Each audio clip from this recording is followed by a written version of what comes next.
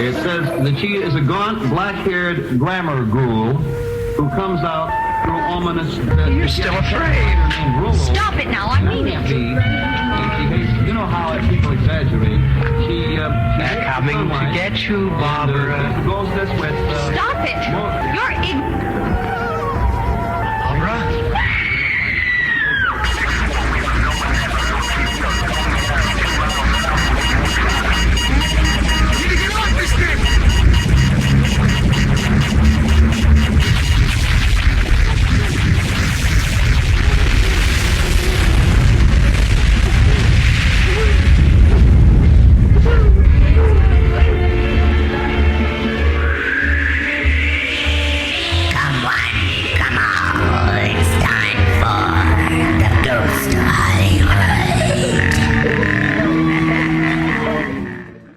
Wall crawlers, and welcome to the season 1 finale of The Ghost of Hollywood. I'm Poxy Leonard here with Miss Ragan, and tonight we're pulling all of the punches, so sit back and get ready for the ride. Are you ready for the ride? I'm ready for my vacation. You're killing me, Poxy. Well, to be honest, I'm surprised we're sitting here working on this right now. Why? Well, by the time K-Boo had agreed to add War Pigs Arcade to regular late night programming, and for those of you who didn't know, War Pigs Arcade is the program which actually spawned The Ghost of Hollywood, so just throwing that in there real quick as a disclaimer. So the entire show, War Pigs Arcade, had fallen apart since Steven, who was playing the voice of War Pig, his interest in performing as that role really quickly dissipated. And I remember we spoke about how changing course for the show may fix things, but the writing was so grueling, and we were acting like just as quickly as we could get things on the paper. So the engineering was basically null, and no one had any equipment, and yeah, it really got nasty there. I don't think any of us really had much of an idea on how to develop the show beyond its campy radio theater aesthetic, and Steven felt like developing War Pig as a persona had been a mistake. Then there was the piles of work to get everything done on time, which always hinders the ideal aspects of artistic development. I had so little participation with that, though, because my material covered hardly 20 minutes of a 3-hour program. Well, I forgot that most of those episodes were that long. Yeah. And with no interview or anything, and all of the sound effects, the phone calls, the voice acting, yeah, it's a lot. There were like 25 pages or so of script for each show, and then Steven would show up, and it was on for hours. We would jump off script hard, and sometimes we just kind of went with whatever the hell we felt like talking about, and usually that ended up being kind of a lifesaver as far as like material for time. Well, you also have to remember that Matt C was still involved with the show then, too. Oh, yeah, he covered a ton of time with his sets, and they were a lot of fun. And, the back and forth on that got fuzzy for a while after the podcasting was set in motion. And now that the music has been, like, almost entirely eliminated on the platform, that role serves almost no purpose. So it was cool having him work with us while it lasted. And, I forget, he even stuck with it through, like, the whole transition to Ghost. So that's where we were before digressing. Oh, yeah, well... So when the program director approved War Pigs Arcade, right, Steven and I had already decided the show was too messy to save, and I let the ship sail. And then I sat around for a few days thinking about how to redevelop something similar since we had already been approved, for the slot, so. Well, did you think the show was going to take a pass? Well, initially I was unsure because it was late night, so I figured no one really cared about the airspace that much, and we were talking about something informative, albeit being silly, but I had a pretty organic late night feel, as far as the image that I wanted to put into the show. So I thought that would be really well received in Portland, and I went with it. Now, do I think that the quality of the program, and by that I mean the audio specifically, really needed some fast help on War Pigs Arcade when we first started? Yes, but... the rest was really there if Steven would have just held character. You could say the same thing about The Ghost of Hollywood. It has taken us quite a while to reach a point where we were legitimately audible. Well, but War Pigs Arcade just seemed like a different thing. It was wild. I feel like you and I in particular would come up with these ridiculous scenarios that played out. It had sort of a living atmospheric feel to it with like the arcade in the background. Steven and I worked really hard to keep it very off the cusp. Like we were two idiots hanging out in this rundown arcade. I don't know. It had a Wayne's World feel to it in a way, I guess. And your character was written to be incredibly mean. There were a lot of storylines to follow, like so much in fact that I would listen back and post sometimes and could easily convince myself that no one outside of like the writing team actually knew what the hell was going on in the show anyway. And when I decided to approach you about redeveloping the show under the name The Ghost of Hollywood, I figured it would probably play out much like War Pigs Arcade did. And that ship sank immediately. Yeah. But we tried. I mean, like, I felt the first few episodes of The Ghost of Hollywood heavily mirror War Pigs Arcade, with the exception of War Pig in the background setting. There was a focus on movies, calling games, and we tried some other stuff like fucked up news or cinematic dumpster fire, but it was apparent pretty early on that my character had changed, being that I was now a host and there was no background. It became a talk show or a podcast or whatever it is now. Well, I think we're currently classed as variety, but doubling as a podcast has changed the way everything has had to be formatted for the obvious reasons. I mean, I think bringing Chris and Jesse on board was a big game changer too. After we started taking interviews for the show, at first I like really wanted to crawl under my desk because of how much the level of work immediately intensified. And then when Chris showed up, he helped bring the writing together so fast that the transition ended up being, it was a lot of fun when we began changing the format. Talk about research on high. Now we're reading books, attending screenings, talking with all these interesting people. The Ghost of Hollywood has definitely been an event, to say the least. Well, that said, let's turn our attention to tonight's show. Director Fritz Kiersch will be joining us a little later to discuss his horror classic, Children of the Corn, starring none other than Linda Hamilton, and Tuff Turf, starring James Spader and Robert Downey Jr. This is an early one for both Downey and Spader. Plus, Linda Hamilton followed up with her breakout role in Terminator immediately after the production on Children of the Corn. Well, that's true, and that was a really busy time in her career. I will say that I'm excited to kind of pry behind the curtains a little farther simply because there's already so much information available on Children of the Corn. But we have to go deeper with Fritz here. I mean, more questions about the special effects, the screenwriting, and especially the reception, and the cultural impact. I think we're going to be surprised by what we learn on Tuff Turf, too. Fritz shared a production company called Kiersch that worked primarily on commercials before producer Don Borchers came along and brought them into the cinematic arena for a 3-picture deal at the post-Corman New World. But he's done all kinds of crazy stuff.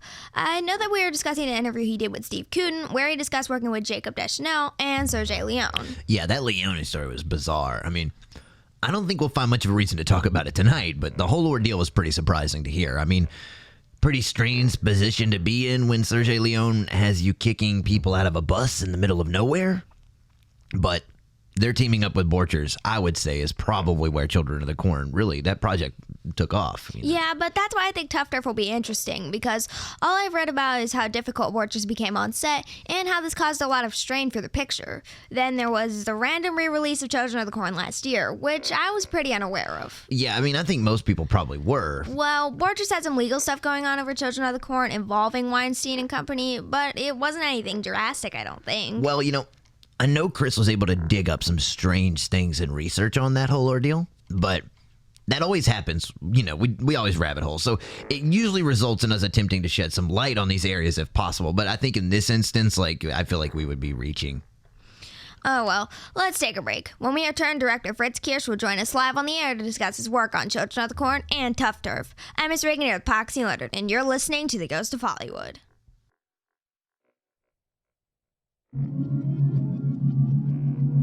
You are listening to The Ghost of Hollywood, brought to you especially by KBOO Community Radio on 90.7 FM and Electric Garden Studio in Portland, Oregon. The Ghost of Hollywood is also available on all streaming platforms, so please like and subscribe to keep the show moving as we gear up for our second season this coming fall. And if you still can't get enough, follow us on Instagram or check us out on kboo.fm for all of the latest information and updates on the show. You can also tune in live on kboo.fm bi-weekly from 3 a.m. to 5:30 a.m. to catch us on the air in real time. Stay tuned because you're listening to The Ghost of Hollywood, live from the Electric Garden Studio in Portland, Oregon.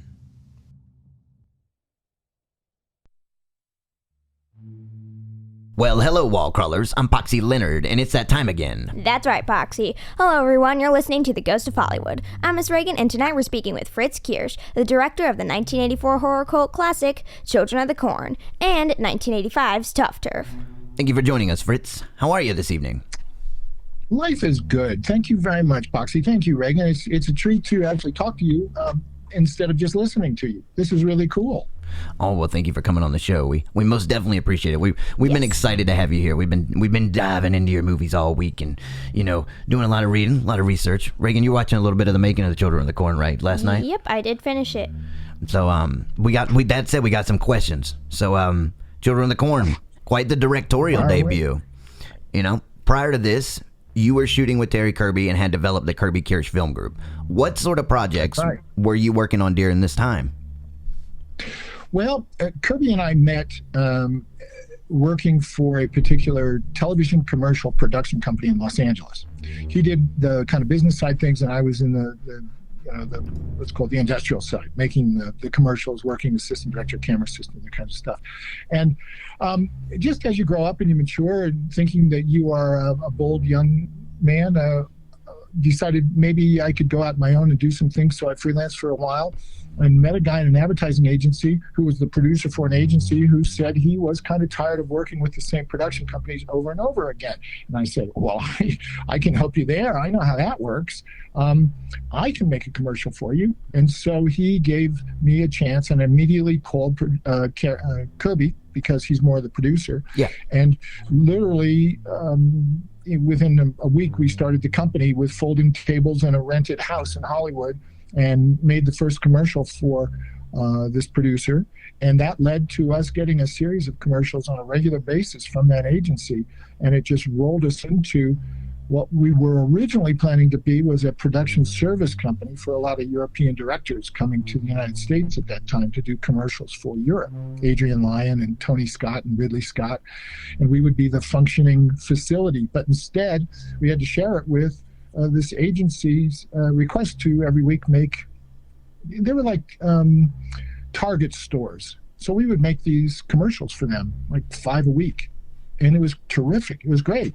And it was a jump. So suddenly we were a full-on production company, hiring people and putting people in positions. And I was directing, and Kirby was producing, and we were pumping out commercials. And then in the meantime, we were making, at lunchtime, we would use the commercial location to make a fake commercial that would get us a different kind of quality of commercial, like lunch meats or Procter & Gamble products instead of retail. We were trying to get national spots for cars and things. So we would use the crew, and we would go out at lunchtime. We would give them a little extra money, and we would make a fake commercial. And we use that as an example of our work. Oh, nice. That's what you... It paid off. I'd listened to a story in another interview you had done about a commercial you'd done with Hasbro with the tanning dolls, when the dolls would tan faster and faster. Is this one of those sort of instances? Well, the tanning doll preceded our unique production company. The tanning doll was a result of when I worked for the commercial company. Okay. It was called Paisley Productions on Sunset Boulevard, right across the street from the old Columbia Studios. All right. Dallas. It was a pretty famous location. Yeah. Cool. I was so geared on learning more and more and more, and I was around some really today's, in the last 20 years, heavyweight cinema people. Great cinematographers like Vilmo Zsigmond and John Alonzo and Caleb Deschanel and John Hora and Alan Davio, who did E.T. They would come and go, and I would get to fiddle with the cameras with them, and eventually I became a camera assistant.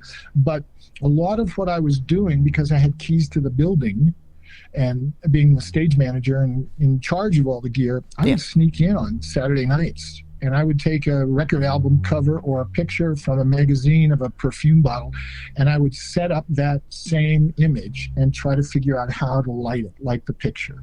Yeah, that's when you got caught doing this, didn't you? You were doing this for a while, but you got caught doing it, and it was like a benefit to you, though, right? That's what they were like, now you can do the production for us in post or something like that, right? Exactly. So the guy that was doing it with me, Mark Grossman, the editor, we got caught, and so they said, wow, you actually know how to shoot things, so shoot these things. And we were given the package shots for the commercials at the end of the week to shoot. We would do 2 or 3 of those every Friday. And then we got this funny thing from Hasbro where please photograph this doll. It's a test doll, and it tans. As soon as you expose it to sunlight, it starts to tan. So what we didn't know was we were to photograph the evolution or the transformation of the doll from pale to tan. Yeah. And what we didn't know was the more it was exposed to sunlight, the faster it tanned. So in about an hour, we were rushing these dolls out of black boxes where they would be in shadow and would turn to pale again, and put it in front of the camera, and it would snap to black right away, and we couldn't photograph it. And so it was a lot of fun. But we did dumb stuff like that, experiments for agencies and everything else, and it helped us become quite good at our skills. So is this where Donald Borchers comes in? This how you all become friends? When's the relationship with New World Pictures and all that come together for Children of the Corn? So Borchers was a friend of the man who put us kind of in business, the advertising agency guy. And we got to become really friendly with Don through poker games that he had at his house every week. And he was a terrific guy. And so Kirby and I started to give him opportunities as a production manager on our commercials. All right. We were helping him because he wasn't doing a lot of work. And then here's a chance to make some money. And it was cool. And he was good at it. And he was a good accountant, good fiscally responsible person. And over about, 6, 8 months, maybe even a year of hanging around our offices, he got a job with the New World. Roger Corman had sold the brand to a couple of lawyers in Los Angeles, and they now called it New World, but didn't get any of Roger Corman's library. Okay. So Don called and said, hey, I'm working with these guys, and they want to make these films. Would you like to do a movie?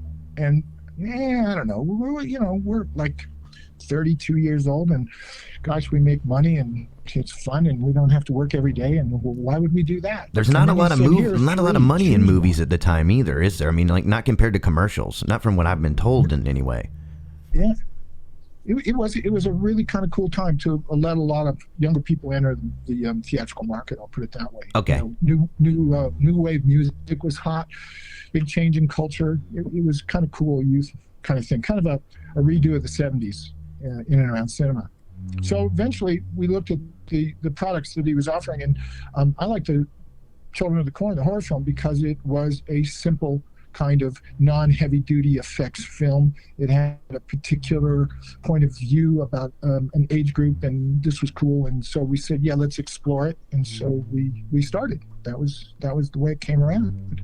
All right, now, even though the film was based on a short story by Stephen King, the screenplay was written by George Goldsmith. So how do you think how do you think the movie would have performed differently if it was more closely related to the source material?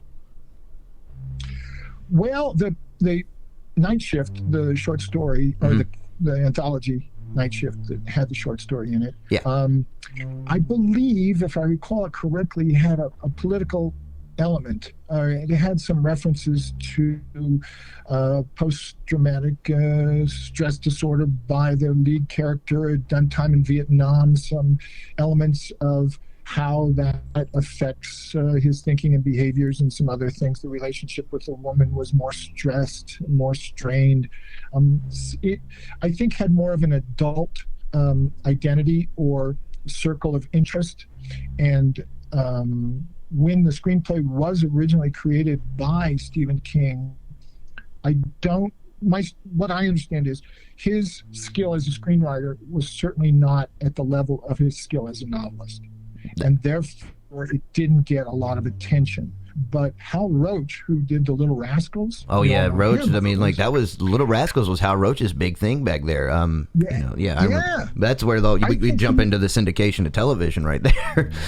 Yeah. Well, I think he saw it as an opportunity to create a new Little Rascals. Okay. And here are these kids that are running around in the farms, and in a certain way similar environments to his 1930s Little Rascals. He could be successful with this and kind of revitalize everything he's doing. And that didn't work. And then a financial institution along with New World got a hold of it and decided this would be a really good genre picture, but it couldn't work as it stood in the screenplay form or in the screenplay that Stephen King wrote. So let's make a deal with King for the screenplay with the, I guess, understanding we could rewrite it. That's where they got George Goldsmith. And he wrote a completely different perspective on the short story. That is, it was more about the children and about this hero kind of finding his way and challenging some of the moral issues of what the kids were doing. Yeah, that's what I read. Like the King screenplay apparently had like 35 pages of them arguing in the beginning of the of in the car and stuff. It just didn't have a lot of the congruency, I guess, you would need for the pacing of a film like that, maybe. No. I mean, this is where we get into what films are all about. In certain ways, we can look at films in different categories, and we can evaluate our appreciation of films. And we can say this is an art film, a highbrow film, a documentary, of course, and all those particular genre definitions. But when it boils down to it, movies are made for making some kind of profit, some kind of revenue. Yeah. That's really mutual to all of them. And so this kind of film, a horror film, is geared toward a specific age group, male, female. It might be 2 quadrants out of the 4 quadrants of ticket buyers. And so it must be specifically interesting. And so an argument between 2 adults, teenagers are not going to dig that. So let's make this film really identifiable. Let's make it ring with the teenage ticket buyer. And that's what happened. That's why it was shifted around. Well, the original version of the film was actually a little longer than what was released at theaters. Do you recall what was cut from the film, and why were these cuts made? Ray, I don't know. I've heard this before. I think we had a couple of scenes in there that were explanations of characters' demise, or I don't know, character qualities or character traits. And because of pacing, and again, looking at it from the point of view of the ticket buyer, what's interesting? When do we want to move them? How long can we make the film to turn it over X number of times in the exhibitors' arenas, in the exhibitors' theaters? I think those kind of questions were asked, and certain things were shortened. But I don't recall really a great big difference between what I had put together with Harry Karamidas, our great editor, and what the final film is today. People have asked about missing scenes of police officers and some other things, and frankly, I just don't recall those. Although there are still photographs that say something was photographed. I just don't remember. Well, that's what you all shot. What did you, when you shot the film? You shot with an Ariflex at the time or something? How was, because this was all back back when you were shooting on film. How did this go down? Well, it again comes down to money.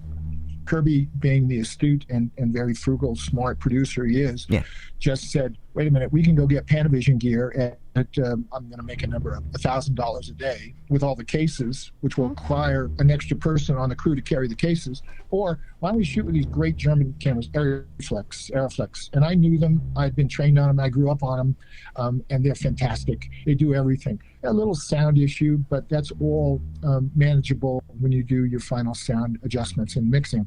So we got everything on Ariflex from independent companies, rental companies in LA. People that we had worked with in commercials who said, oh, you're going to make a feature. Well, heck, this is great for us too, so we'll give you a special deal. So we really went to our friends who made commercials with us, asked them to join the crew, took them off to Iowa, got deals on wardrobe and equipment and lights and everything. And that's how we made it for such an inexpensive price. But yeah, that was it. All right. Yeah. Well, I mean, those cameras now, I mean, going into the digital world, I mean, Parasite was shot with an Arri Alexa a few years ago. That's kind of a prime time cinema camera now, going into the, like I said, going forward from film. I'm sure fans of the film would really like to know, is there any original cut of Children of the Corn that still exists anywhere? I think Kirby has it. we both received, I guess is the right word, 35 millimeter prints of the film. I've always done that. That's been part of my deals, is to have the last timed color print of the film before it goes into mass production, into duplication. And I believe he has his. Mine was lost when in those days, in order to get another job, you would show your work, and the way you showed your work was on a 35 millimeter print. Yeah. So you had to shuttle these damn cans all over the place, and someone stole mine, a copy of the film. But Kirby probably still has his. I think he would be the source for the big retrospective. That's interesting. I just read this book on Technicolor that Richard Haynes had written about a lot of the dye transfer processes and stuff. Did you guys shoot? Would you shoot an Eastman color, or did you shoot what kind of film strip did you use for that? Good question, Poxy. Going back to our relationships in TV commercials, our laboratory of choice was 20th Century Fox's lab, Deluxe Color. Oh, okay. We got along really well with them. They did a really nice job. So we put all our film through Deluxe, and they did it, and the timing and everything else. Enjoy them. I don't know if they're in business now anymore, but yeah, we didn't use Technicolor. We used Deluxe's version of the 3-stripe process, which eventually became the layered process that is the common Eastman stuff today. So yeah, it was a good experience.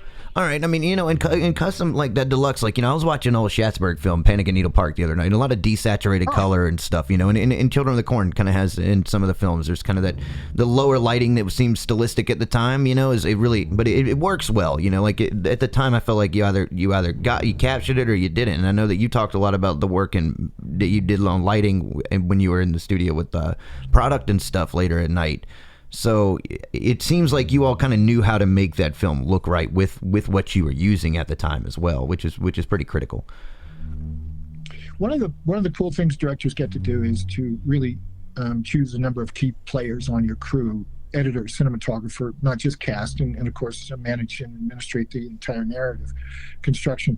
But I was real specific because of my knowledge in cinematography on who our cinematographer would be. Yeah. And I had particular ideas about the color, saturation, composition, angles, how the content of the composition would be positioned so that we were in a certain way telling the story with the pictures, looking up at evil, looking down at good, taking the perspective of these evil characters in it, that kind of stuff, and the children looking up at their adult parents or whatever, any adult as bad. So angles were chosen for that, but specifically the idea of the golden corn was brought in and used across the palette, across the landscape of the film to create this kind of warm gold palette. And it became a real challenge in the end to make the whole film balance to those colors. But that was the goal. I'm happy you saw that.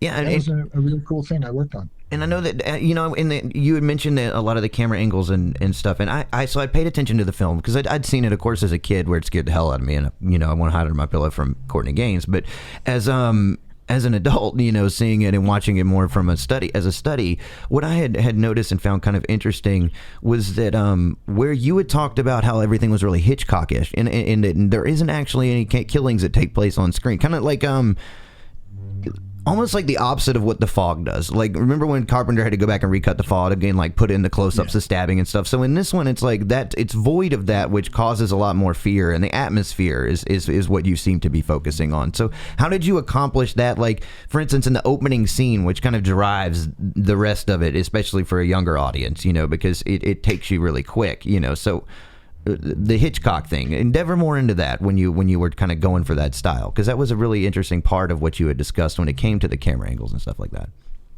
Well, I'm going to be bold here, Poxy and Ray, and I'm just going to say it's my genius. All right, we'll take that. We'll take that. I like that. Right. What do you think? Here's the bullshit. I like it. Here's the bullshit behind that. When I went in to visit with the, I guess you might call him the man who bought New World, the lawyer. Mm-hmm. I only visited with one man before I got the offer. I remember the question very clearly being asked: who's your favorite horror film director? And I answered that. Okay. And what's the monster going to look like? Because the script at the time had no monster. There was no description at all of a character, a physical character or anything. And my interpretation of the read was that as a child, we are terrified by the unknown, the things that are in the dark, the things that make the wind and the leaves stir up, and the sudden little unexpected sound to our right or left. So that became the hinge, or became the platform on everything to be hung. And so when it came down to things like the killing, I thought, what better way to approach the violence than to allow the audience to imagine it, just like they imagined the scary thing that they can't see or feel or understand.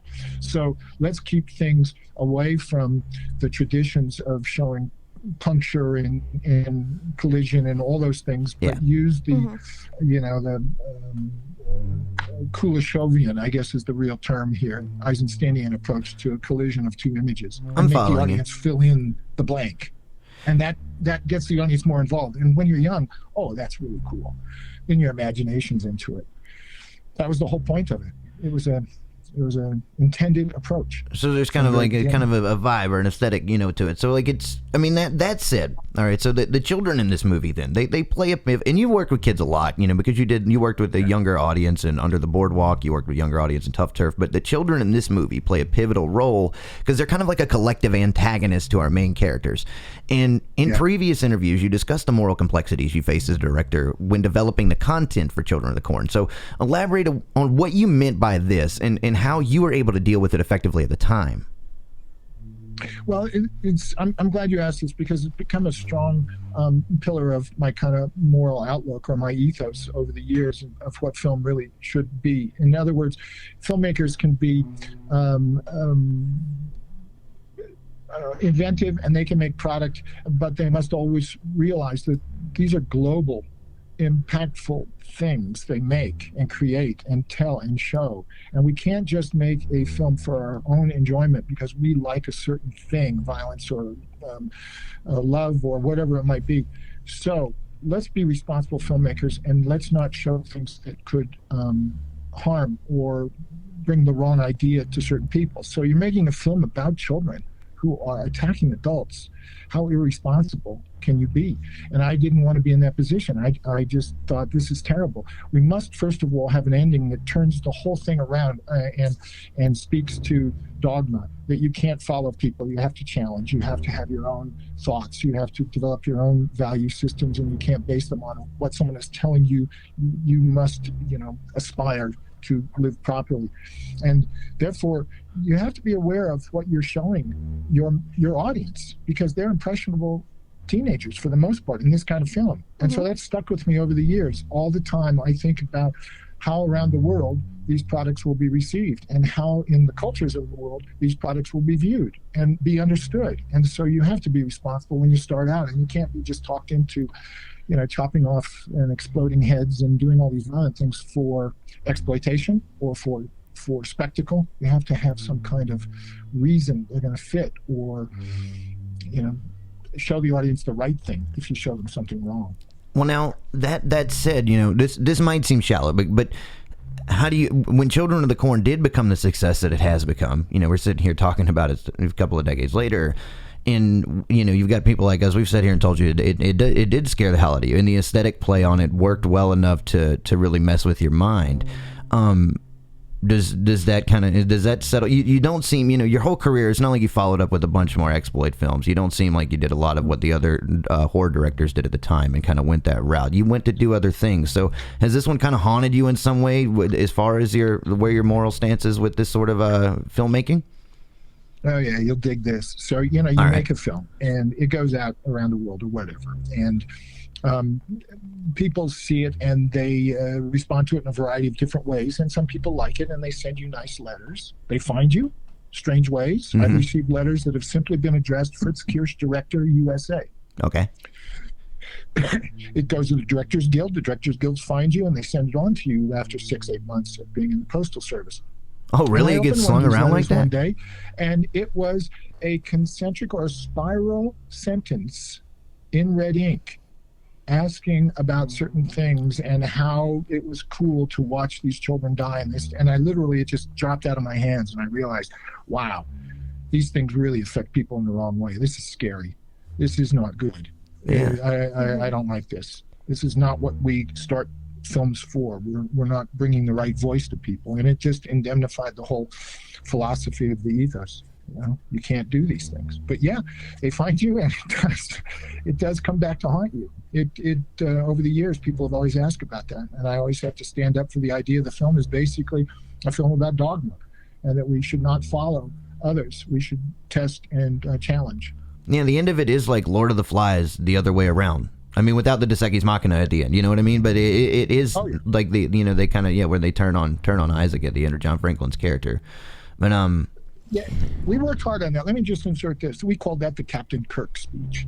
Peter Okay. Horton runs in, he sees the children, he's surrounded by them, and he gives them this logic that changes their thinking. And then, of course, the adjustment to the scene is the monster starts, and the kids then respond to the monster as in fear as opposed to a deity and ready to accept it, and they run away. And we've now capitalized on the benefits of the Captain Kirk speech, and your hero's your hero, and you've got a good ending. But one of the things we did with George Goldsmith was to really work hard on, we got to change the ending. We got to make sure that the hero becomes a hero because he impacts these kids in the proper way. Oh yeah, transforms. Well, so in the original screenplay, so Goldsmith was playing more to the short story that King had written. Is that what you're getting at with this, or was it just right out of the gate you were like, we have to redevelop this to kind of work in a different way? I think it was redeveloped. I think the latter is more to the point. I recall going to Donald Borcher's house as a studio executive, All right. now, not just as our friend. Yeah.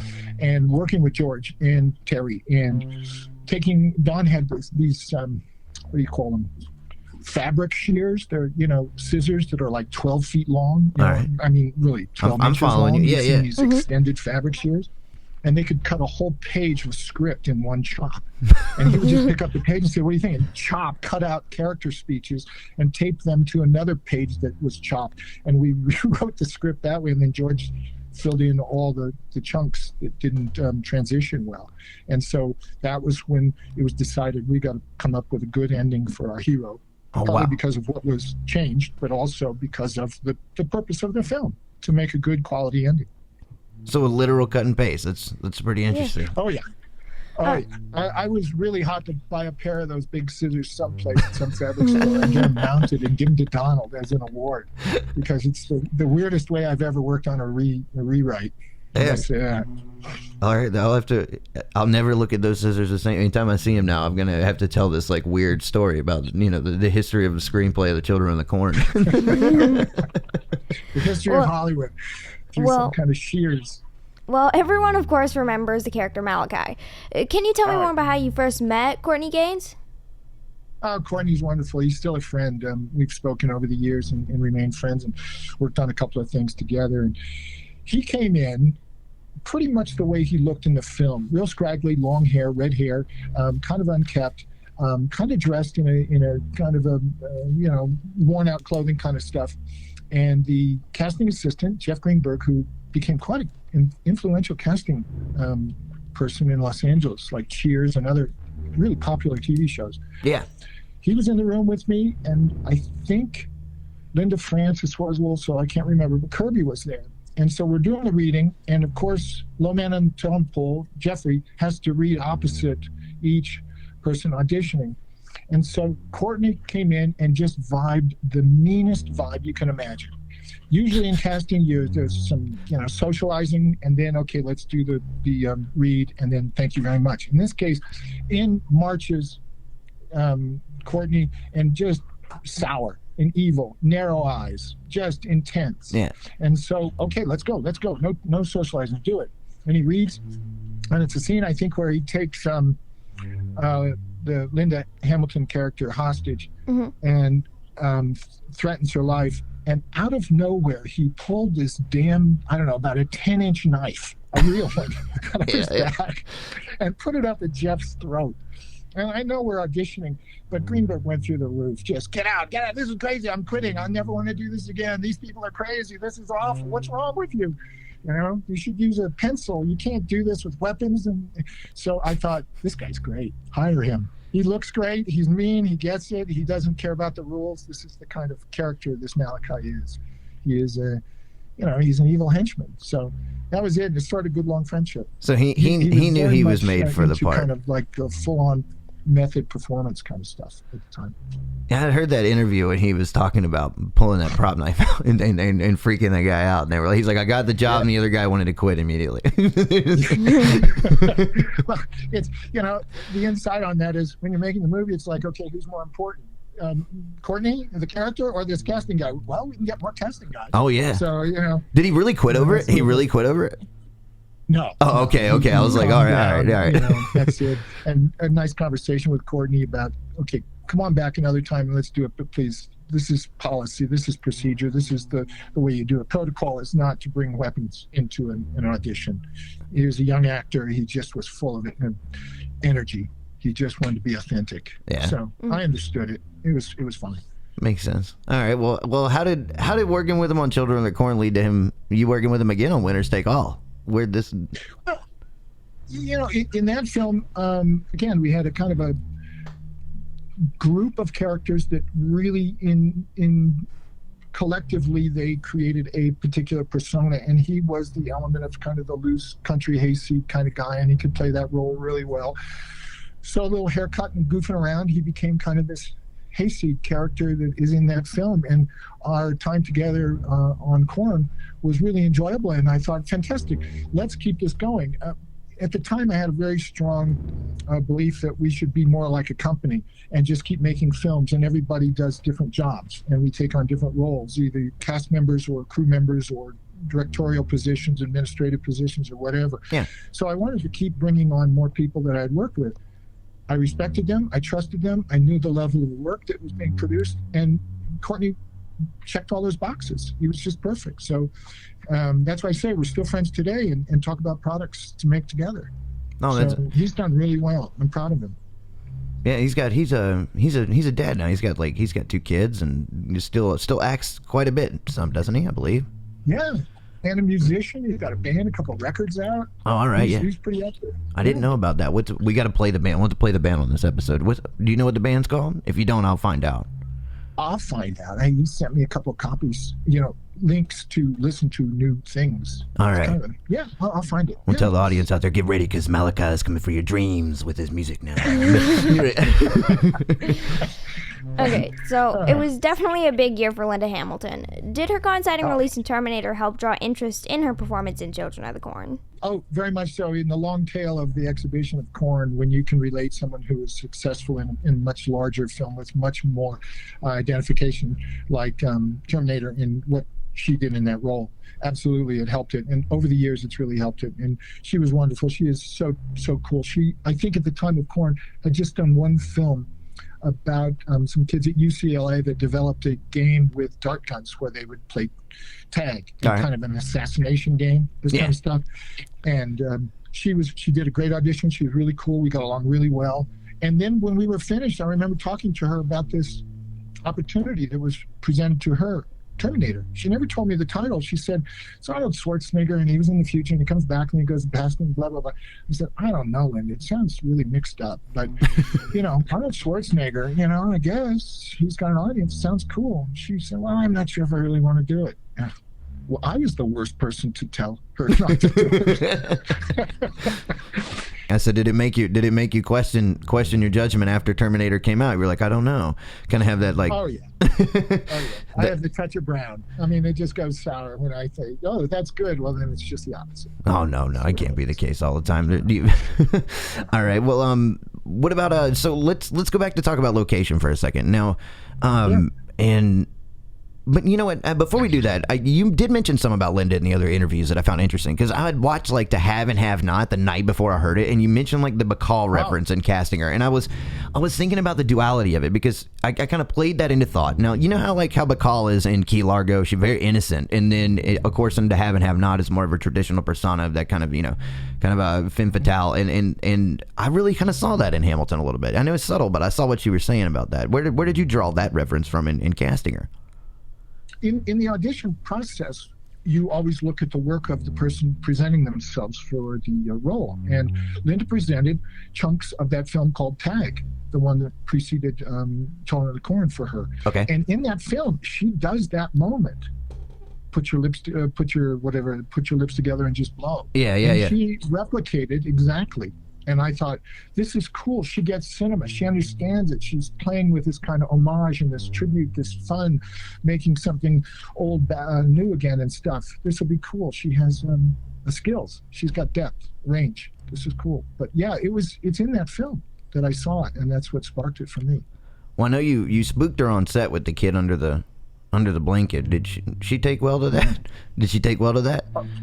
Yeah, she dug it. All right. I was. You know how you just asked me some of my decisions made, and suggestions to people made be the wrong thing. The assistant director, when I told him, here's what I'm going to do, I had this inspiration on the spot. Okay, this is what we'll do. And he said, no, you could really harm this person. Actors, the psychology, and this, if you create something that's bad, this is like life. I don't know. I'm going to say it right now. It's on you. You go ahead if you want to do it. But no, blah, blah, blah. I thought, hey, you're kidding me. Don't be a punk. This is not going to be anything. It's and not it turned that out serious, He just though. dug it because it was a full-on, genuine, organic reaction, unexpected, and it made the performance of the moment work.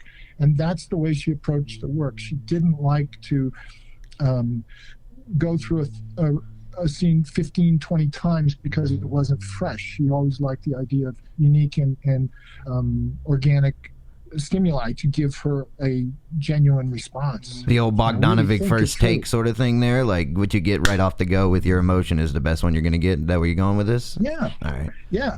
I mean, that's the way I understood her approach to the work was structured. And, every actor has a different approach. Some follow Meisner, some Stanislavski, some think animals are the way to work. You have to understand all their different approaches and then use their technique to help them find the truth of what you're doing. Well, I mean, hers was that.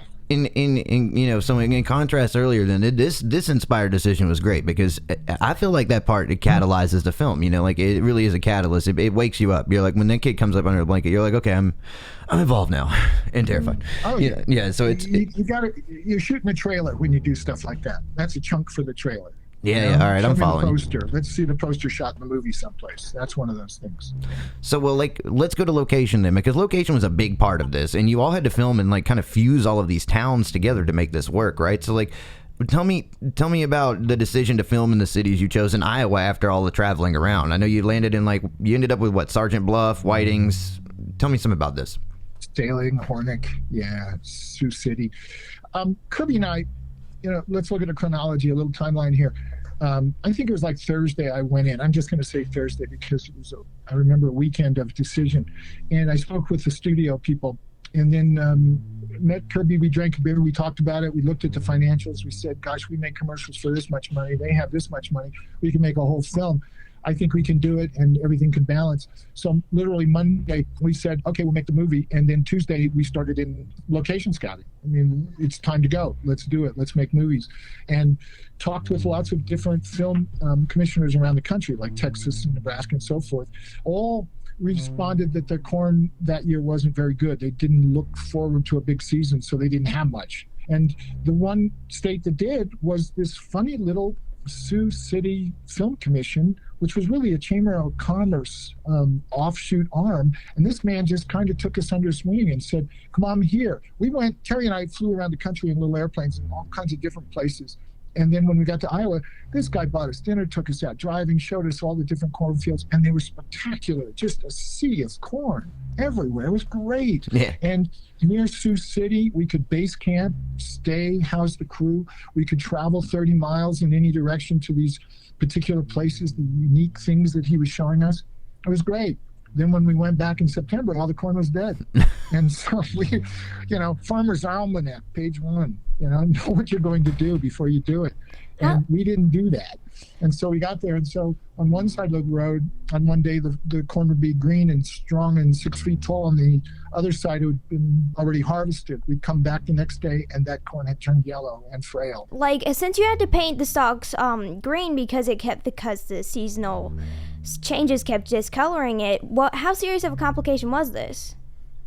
Well, as Poxy points out, this was a collection of locations cut together with cutting elements, or cutting pieces, you call them in production design, to make it look like one small town because of the condition of the corn.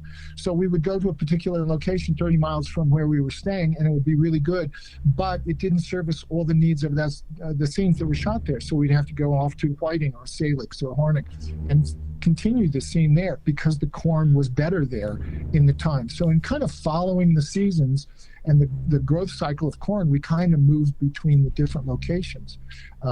Also because what they provided as set pieces for the action, but some of which was really based on the corn. So the corn had a lot to do with our efficiency, the economy of the film, and the function. the execution of the film.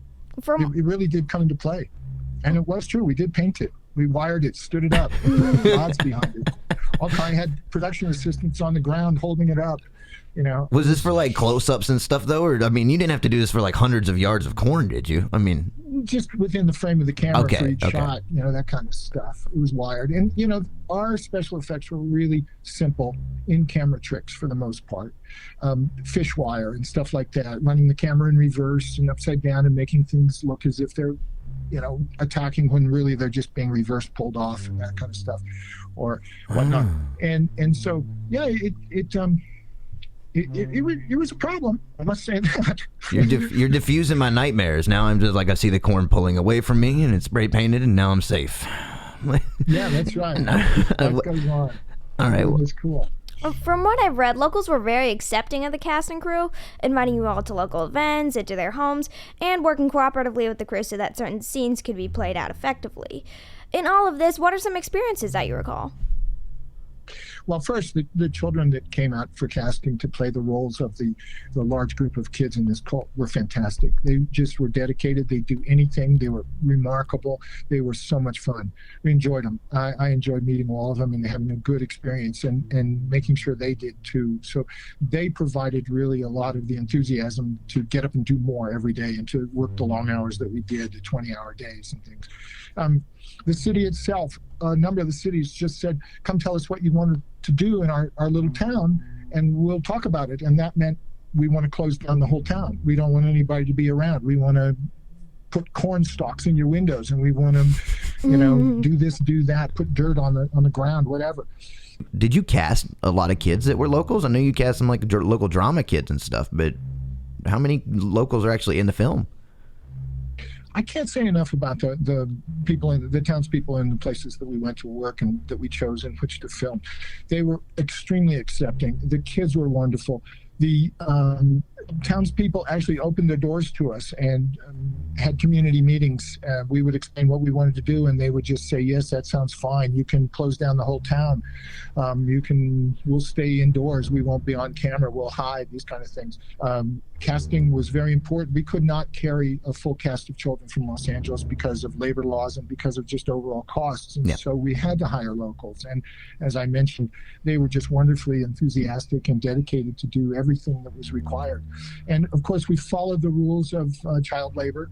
So no one worked excessive hours or under bad conditions or whatnot. So what you see on camera at any given time probably was 2/3 of the population of kids that we hired, because you could rotate them in and out because they could only work so many hours, and then they had to do schooling and things. So it was really good. I remember one time being invited, actually our whole company being invited by a local theater group for a fundraiser. They were having a casino night. Now, Hollywood people, they do gamble. Yeah. You were telling me earlier. You gambled earlier. You were telling me. Casino night is a mistake.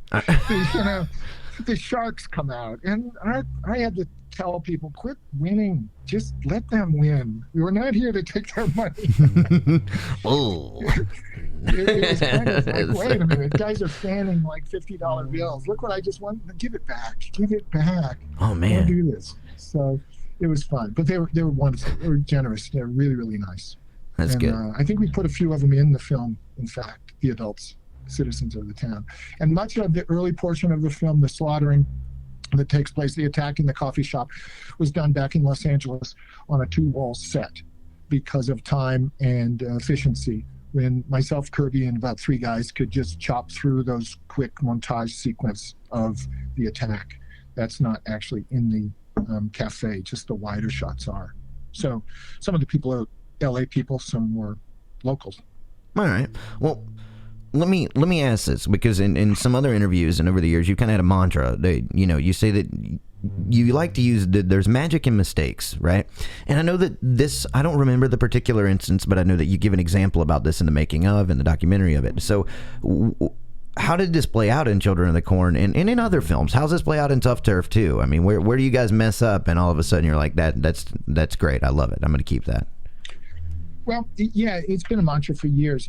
Magic happens with mistakes, is what I actually say. Oh, okay. What it really means is that when you allow yourself the room to do something wrong, in that mistake, something good can be found, and you get discovery, you get organic good performance, you get genuine outcome, you get a moment which is not rehearsed, it is actually happening and works as if it is real, because it is real. And you can point to cinema history and you can see all these kind of improv moments that have happened, and that's really what it is. And when actors go up on lines and they can't recall what they must say next, they're stuck. The other actor in the scene must continue on, so now they're forced to be genuine, real, and complete, and now we have performance. We actually have an organic scene. And so that's what I mean by the mistakes bring on some magic. It turns into something cool, organic, and real, and oh, fuck, this is great. I love it. This is what movies are all about, the recreation of reality. And in Corn, we had the same, it happened all the time. Things didn't work, but from that, oh, cool, look what we get. I mean, we you look at the monster in the end, and we didn't have a monster. Yeah. And, I talked to a friend of mine, a cinematographer back in LA, and he said, I just did these things for this motorcycle company. You want to look at them? They're kind of cool. They look like cauliflower. I said, oh, that sounds like a neat idea. So because we didn't have the time, we had a mistake in our scheduling, whatnot, I couldn't make a great monster. The mistake then led to a great discovery and a better outcome. So, yeah, I think it's a really good, mantra is a good word. K-law is another one, a Kiersch law. All right. I tell students. All right, I like that one. You're teaching me. You're expanding my vocabulary here. I'm gonna have to look those up though, so that I can. Mantra is the best I had. Now. It'll be in my biography. all right, I'll make it. So now, but you brought up the discussing using the negatives where the ink is being injected into the liquid, and I was going to bring that up. So you got those. Your buddy was going to use them in motorcycle commercials, but this kind of sounds like a Kubrick thing. Like when there's like in 2001 when he's coming into Jupiter, and then there's all the ink stuff and whatnot. Do you know how the process was done that you used for the stuff that you used in Children of the Corn at the end? Yeah, oh yeah, very much. Very, very. And this goes back to my TV commercial days. One of the guys I worked with who came up with me in growing up in the cinematography area, he became a cinematographer, and he was the one that shot the tests, and he's the one I talked to and said, hey, I've got this junk. Would you like to use it? But when I was a teenager, actually just at the end of my high school time, I ran off in the summer Woodstock kind of time period, and I saw Newport Jazz Festival. I saw Led Zeppelin, first time they came to the United States, or second time. And behind them on the screen was the Fillmore screen, that giant kind of amoeba moving crap that was at the Fillmore all the time on the West Coast. They had people squish their lunches between these overhead projectors, whatever it was. And I thought, that is the coolest stuff in the world. And so seeing what my friend had experimented with, I thought, that's the monster. Give me the film. Can I have it? So, yeah, literally, I walked out of the studio with it, no cost. And we processed it, flipped it upside down, colorized it with Deluxe, gave it a quality, kind of X-ray kind of looking thing, and then matted it in the background, or matted it through a rotoscope process under the foreground of the cornfields. And that's what it was. It was just this giant cloud of, I guess, ink injected into a tank of water, shot at slow motion. And the ink being heavier causes a cloud-like formation in the solution, in the suspension in the water. Nice. It's like mud going into the ocean. Well, from what I've read about behind-the-scenes development, this goes pretty deep, so I'll start at the top. The explosion at the end of the film was considered a big event for the cast, crew, and especially the locals. But I want to know more about how this was put together, because it sounds similar to a summer fireworks show. Oh, Roxy, you brought on a sore point here. Now, we joked about magic happens with mistakes. This was a mistake. All right, well, explain this one then. That's a big mistake. What do you mean? And there's no damn magic in this one. The scripted event was a mass destruction, an atomic size scale, a blast of fire that would rain down on all things evil in the cornfield of the monster itself, to suck the monster into it and then be brought violently sucked back into the earth in this kind of big vortex-like thing. Yeah. So the money we had and the idea we wanted to do was to get about 3 cameras. Actually, I think we had 3 positioned in a cornfield with permission of the owner to do like a 50 or 70 gallon gas explosion, a big A big ditch was dug, a big, cylinder hole in the ground, about 6 feet deep. And then, 60 gallons of gas and plastic bags were loaded in there. And then, a trigger was set up, an igniting device. Yeah. And so we'd figured out we could do 2 of these blasts, and we would take the individual 3 images and composite them into 6, stack them on top of each other, because we would never move the cameras. So each camera would literally have a double image off each angle. If this you makes kind of, sense. like it sounds like you're looking for like a superimposed sort of superimposition sort of thing, kind of simultaneous images over each other. All right, I'm following you. Okay. Yeah. So one blast would give us, 10 stories of fireball. That's the way I described it all the time to everybody. This is what we need. And then you do it again, you get another 10-story with a different, unique shape to it. And when you combine those, composite those, you get even a bigger, more elaborate kind of looking thing. So you have that piece of an angle to cut against the action, to intercut in the sequence. So you get 3 different looks at this explosion through the progression from the ignition to the sucking into the earth when it's all over. All right. The problem, Ray, it was cold. What do you mean? We were out there at 3 a.m. and it's cold in those cornfields. Mm-hmm. And so the special effects guys decided brandy might be the thing to keep them warm. So we didn't realize that they were doing all this. And so they were just not trustworthy in loading the explosive gasoline bags. And then we did a take and we were excited. And the camera assistant somehow moved and changed the cameras to reload them again, so that you couldn't superimpose perfectly one image over the other, because now they're 2 separate images. So, oh man, it just became a nightmare when we saw it all. And we went to our special effects guy, who was not contracted and was not being paid for this particular effect.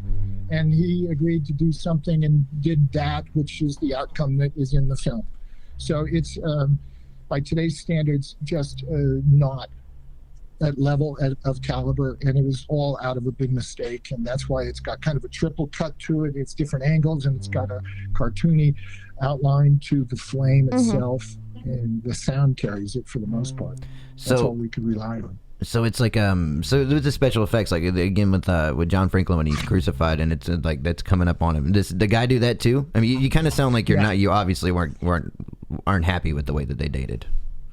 No, the special effects were, I think Don Borchers got into the deal with the special effects guys instead of Kirby. And the guy that was recommended was a well-known guy. I mean, he had done a lot of big work, but we were a very tiny film. I mean, he was kind of a Star Wars level kind of special effects guy, Peter Coran, and highly respected. But our job was really very low budget for him, and so I don't think there was a lot of respect for what our product was.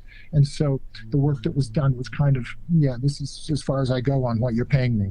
And so we dealt with what we could, and we made it work the best way we could. And in Los Angeles, Kirby and I went out and we did reshoots on things, and there's a lot of LA shots in the movie, which nicely blend. But some of those special effects are enhanced.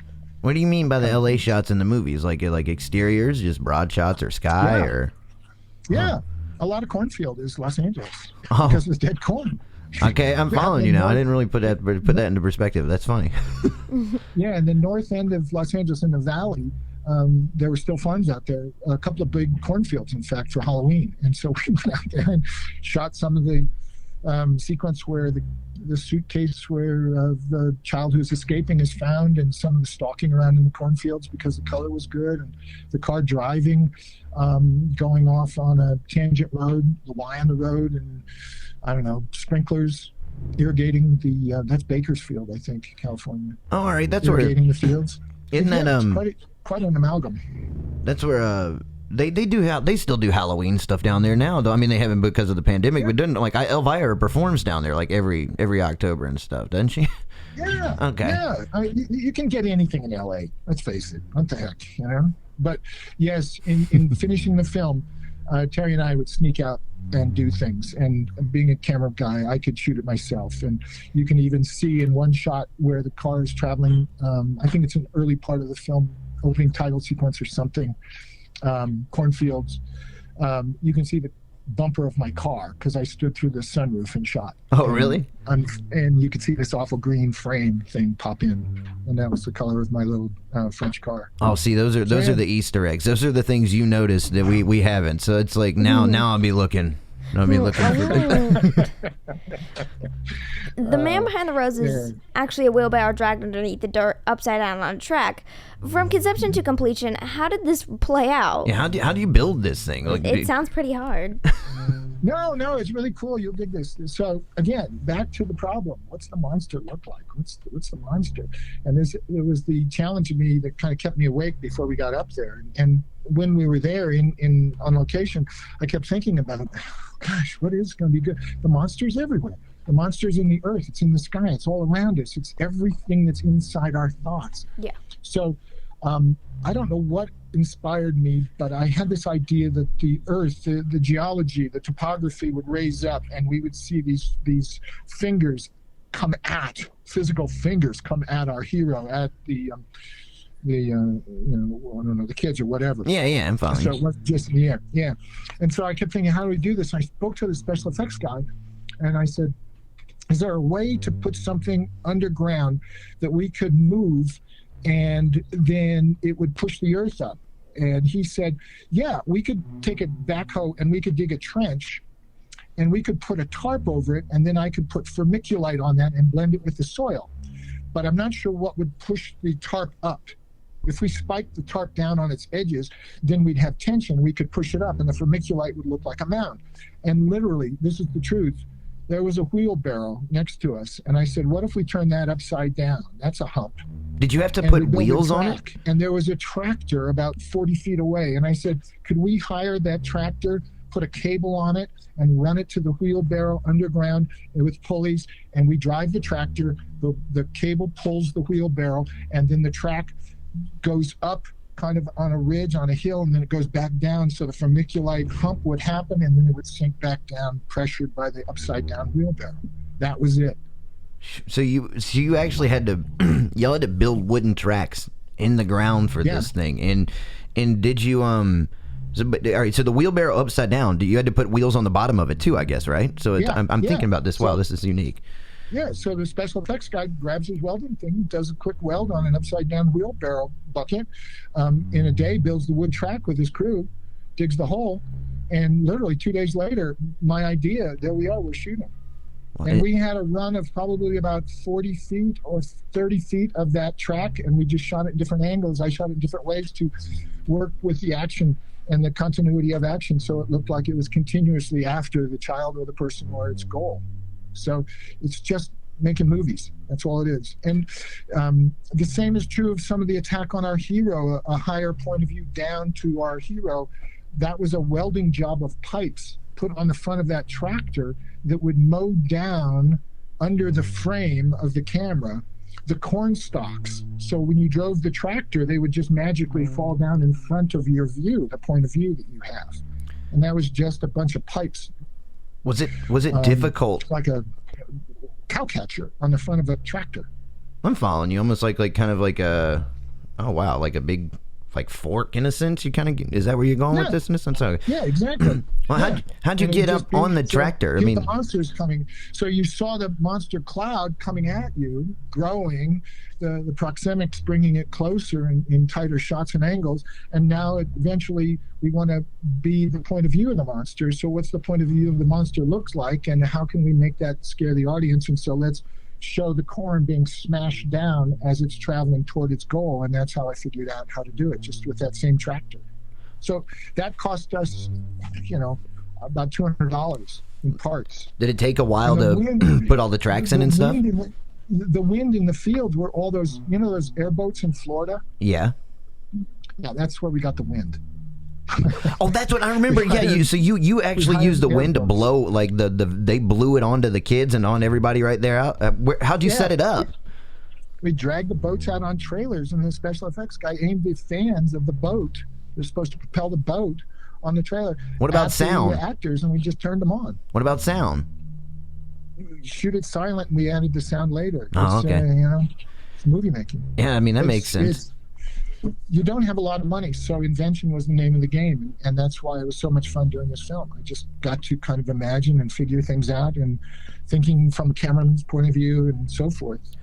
These became solutions, along with all the help that the really smart technicians provided. I'm wondering. This is random, but I'm wondering. Maybe when they made Tremors in 1990, do you think that did they take any influence from that thing traveling under the ground in Children of the Corn? Because there's a lot of similar kind of sequencing. I bet they did. I mean, there's got to be a mutual engineering element to this. I mean, what you're doing is you're pushing Earth up. You need something that's a physical element to cause the rise in the surface. So they probably did something along the same lines, but with the money they had, they probably did it really cool. You know? Yeah, I'm following you. Supercharged tractor, you know. Well, now you chase Peter Horton with the tractor, and you crucified Linda Hamilton, you crucified John Franklin. So all of that said, the cast from top billing down seemed willing to go the distance. But what ideas did you have for the film that didn't really pan out? I mean, I know we discussed some of it, that the sequences with the explosion didn't pan out, but what just never came off the paper, off the screenplay at all that you wanted to do? Well, we talked about magic happens with mistakes. One of the anecdotal kind of items in that area, there was a monster spider that had built a web in one of the cornfields. And so I asked the guys to put a fence around it so we wouldn't disturb it. And that spider was right there. And so that became kind of a signature image of danger and what is in the cornfield. So I was able to shoot that because it was just there. It was a found object. It was kind of cool. It was kind of 50s art, if you want to call it that, a found object. Mm-hmm. And then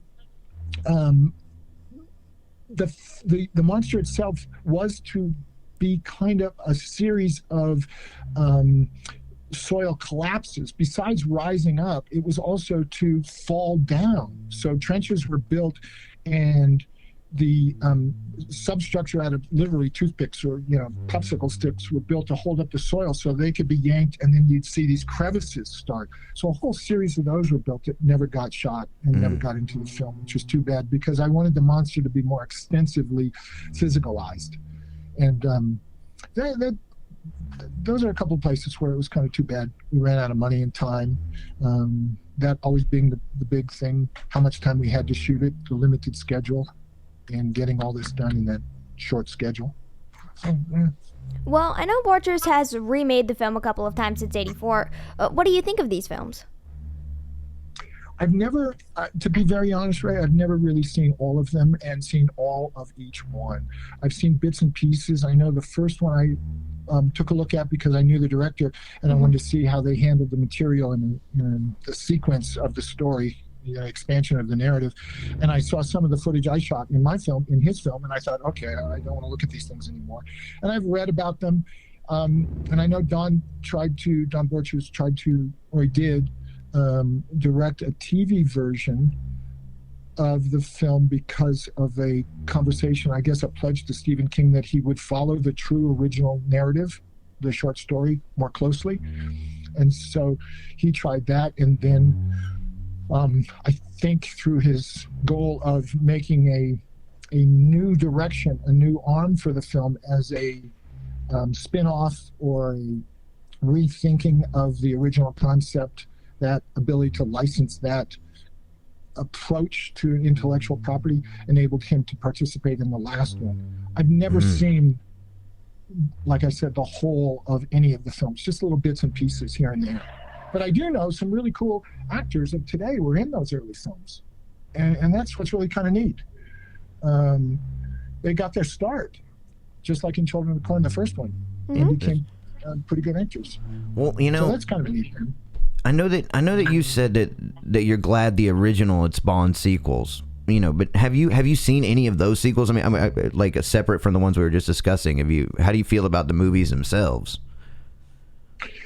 It's a funny thing that when a film does really, really well, and the mentality of producers to generate additional revenue from that particular brand and to expand the brand happens, you get a lot of sequels. And Children of the Corn was a brand that worked in that particular channel of revenue generation.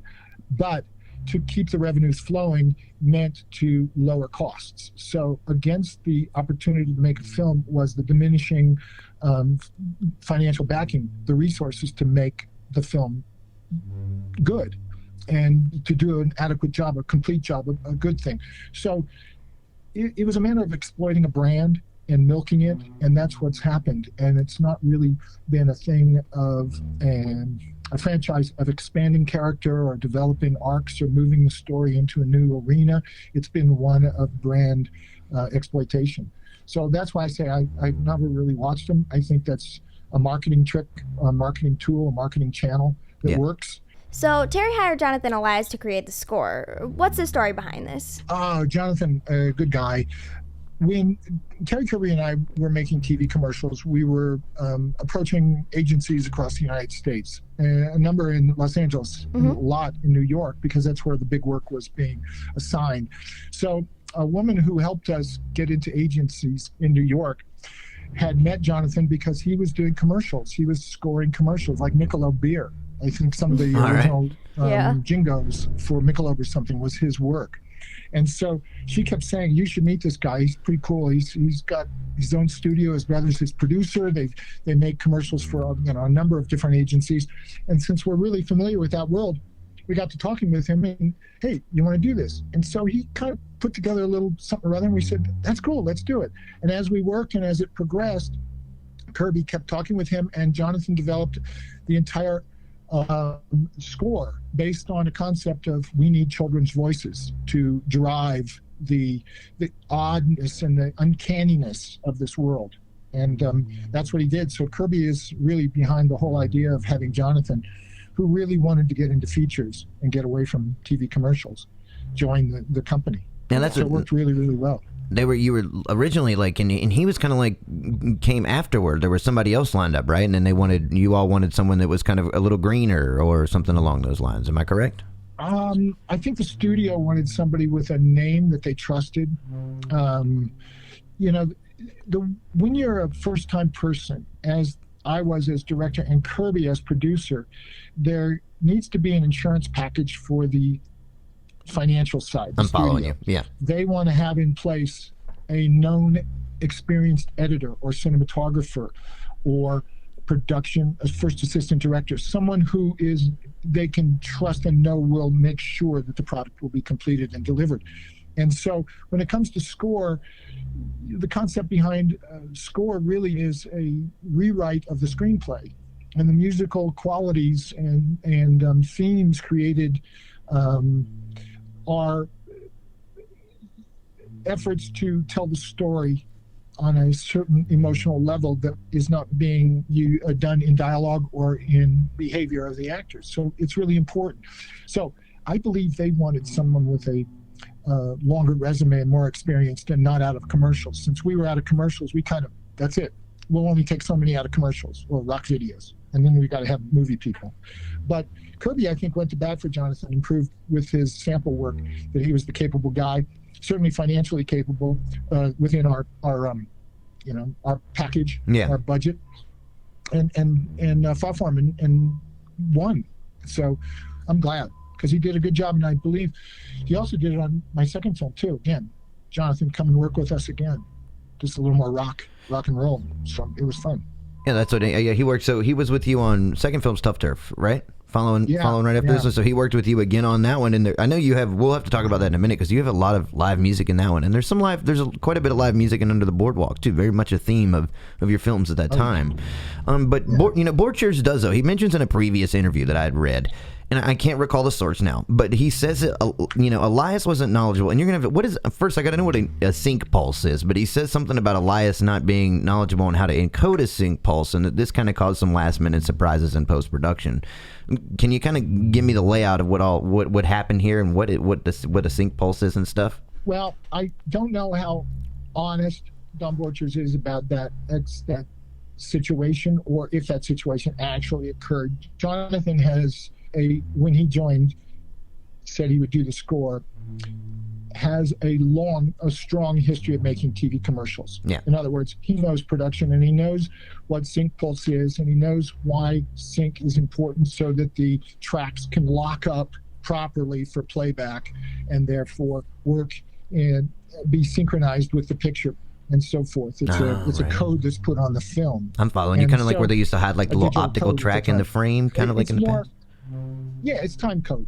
All right. And so I'm pretty sure he knew what he was doing. Where it may have gone wrong is some of the recordings were not adequately coded. The time code was off. So when we got to the mixing step or stage, where you're spending $500 or $800 an hour, and you don't get sync between picture and sound or music, now we have a problem because things are slipping and it's out of sync and it's wrong, and you can't record the final product that way. So that may be his reference, but I know it was something that was handled. It was a little, maybe a hiccup, but it wasn't anything that was, oh my gosh, that's it, our careers are over. No, I don't recall that. Well, and Jonathan was so cool. He worked 24 hours a day to do the right thing, so he corrected whatever went wrong. Well, I mean, the soundtrack has become timeless now, and it fits the film like, to a T. And before we turn over to Tuff Turf, I do want to ask, like, so with Children of the Corn, trying to put it in a time frame perspective, when it originally came out and the premieres and things of that, how was that received? And did it garner more of this cult attraction as time went? How did that change the way that the film was perceived? Well, it's funny, and films are, at that time, what I made and went after, I wanted to make a genre film. I wanted to make a film for a particular type of audience member, someone who I knew would appreciate this stuff. I wanted to make a B-level movie. I wanted to make an homage to the B-level type of films. So everything about it had that kind of value. It wasn't to look slick and expensive. It was to look somewhat rough and Scotch taped together, so to speak. So the audience who looked at content, the young kids, the audience, the target audience, said, fine, this is cool. But an older audience who expected more because it came with the brand name Stephen King said, this is ridiculous. And reading reviews when the film was released kind of bothered me because I was called all kinds of names and things. But then when the box office showed up to being very popular and a lot of money was made, then, okay, that's what counts. And that's the way it's viewed. So some people look at it as something they recall as being scary because they were the right age when they saw it. And others look at it as, oh, this performance is crummy and I don't understand why this is going.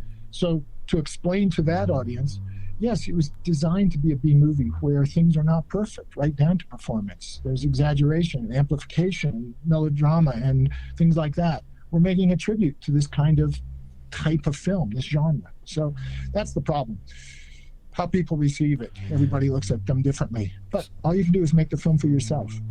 Yeah, I see what you mean, and a lot of the perspective in that there. I mean, in any time I would say it has to be kind of a personal challenge to take on something like, a Stephen King novel or a piece of his work, especially following up, you're like 4 years in the tail lights of The Shining here, which was also not well received at the time, despite its, kind of aesthetic appeal in today's world. So, I mean, when you were kind of going into this knowing that, were you able to kind of rub it off more as this is just a misperception of my vision in the same way that, was there ever any feedback? I never read about King. How did King feel about it? All I know about Stephen King's reaction to the film was, in a certain way, a bit of a rumor or a kind of suggestion or, the vibe was there was a letter that he sent to New World after the film was released. And in that letter, he expressed a disregard for the film. And I kind of took it as his position of disregard for the film because it wasn't his script. And that he somewhat challenged the new script. Thinking as a writer, I would look at it from a writer's perspective, not as a film maker, as a director, or a cinematographer, or any other category of film contributor or collaborator, but as the writer, and not like what was the final script. So I understood he didn't like it. However, in the years that followed, it's Stephen King. He's turned into an industry. He's the guy. He's everything. Our production designer, Craig Stearns, became his favorite production designer on a number of films that he licensed to television and to other producers. Part of the deal was Craig Stearns would be the production designer. So Stephen King dictated that our production designer continue and work on his other films. So there was some good that came out of it. And, you applaud him for that. What films were they? Oh, Craig did things like Tommy Knockers and a series on a King TV series that had like 7 episodes or so. You'll have to look up Craig's CV and see what his credits are. All right, I'll check it out. And talking with Craig over the years, he's mentioned, I got another Stephen King movie, that kind of stuff. Oh, okay. So this became like a long running thing for him then. Like, yeah. All right. Yeah, and Craig's great. Well, Great guy. the next film you completed. Let's go to Tuff Turf here. Your old classic Tuff Turf with James Spader and Robert Downey Jr. Very young here. A lot of this same crew though. You and Borchers and Kirby. You all go to work on this film together, right? And so. It was there, because New World also did Under the Boardwalk. Is there like a contract, or are you hired on with New World at this point? How did all this come to fruition? Well, Donald Borchers is a man of opportunity. I'll put it that way. He sees opportunity and he finds ways to wedge greatness for himself, or make sure that everything works properly in certain ways. And that makes for a good producer many times, I must say. When it came around, the success of the first film, or rather, when the invitation to make the film started, and we were these, Kirby and I were these up-and-coming hot TV commercial guys, Donald went to bat at the studio and organized a 3-picture deal for us. Okay. That kind of thing. Yeah, I'm that's following. Very nice. He kind of held out that carrot, and we said, well, we can make more than one. That sounds really cool. So, let's do that. So, immediately when box office numbers started to come in, Donald approached the studio executives and said, I have another film that Fritz would like to do. And I wasn't sure of the whole film itself, but it was a Romeo and Juliet based kind of thing, which I always enjoyed, kind of a West Side Story, which is one of my favorite films. And so they said, let's do it. Let's put the team together. Kirby didn't join in. There was some financial issues that kept him away from it. That is, money and these kind of things. Donald wanted to be the full producer at this point. Okay. And so, like I said, opportunity. And so I went with Donald to do that film. And again, same casting people we trusted. Craig Stearns, production designer.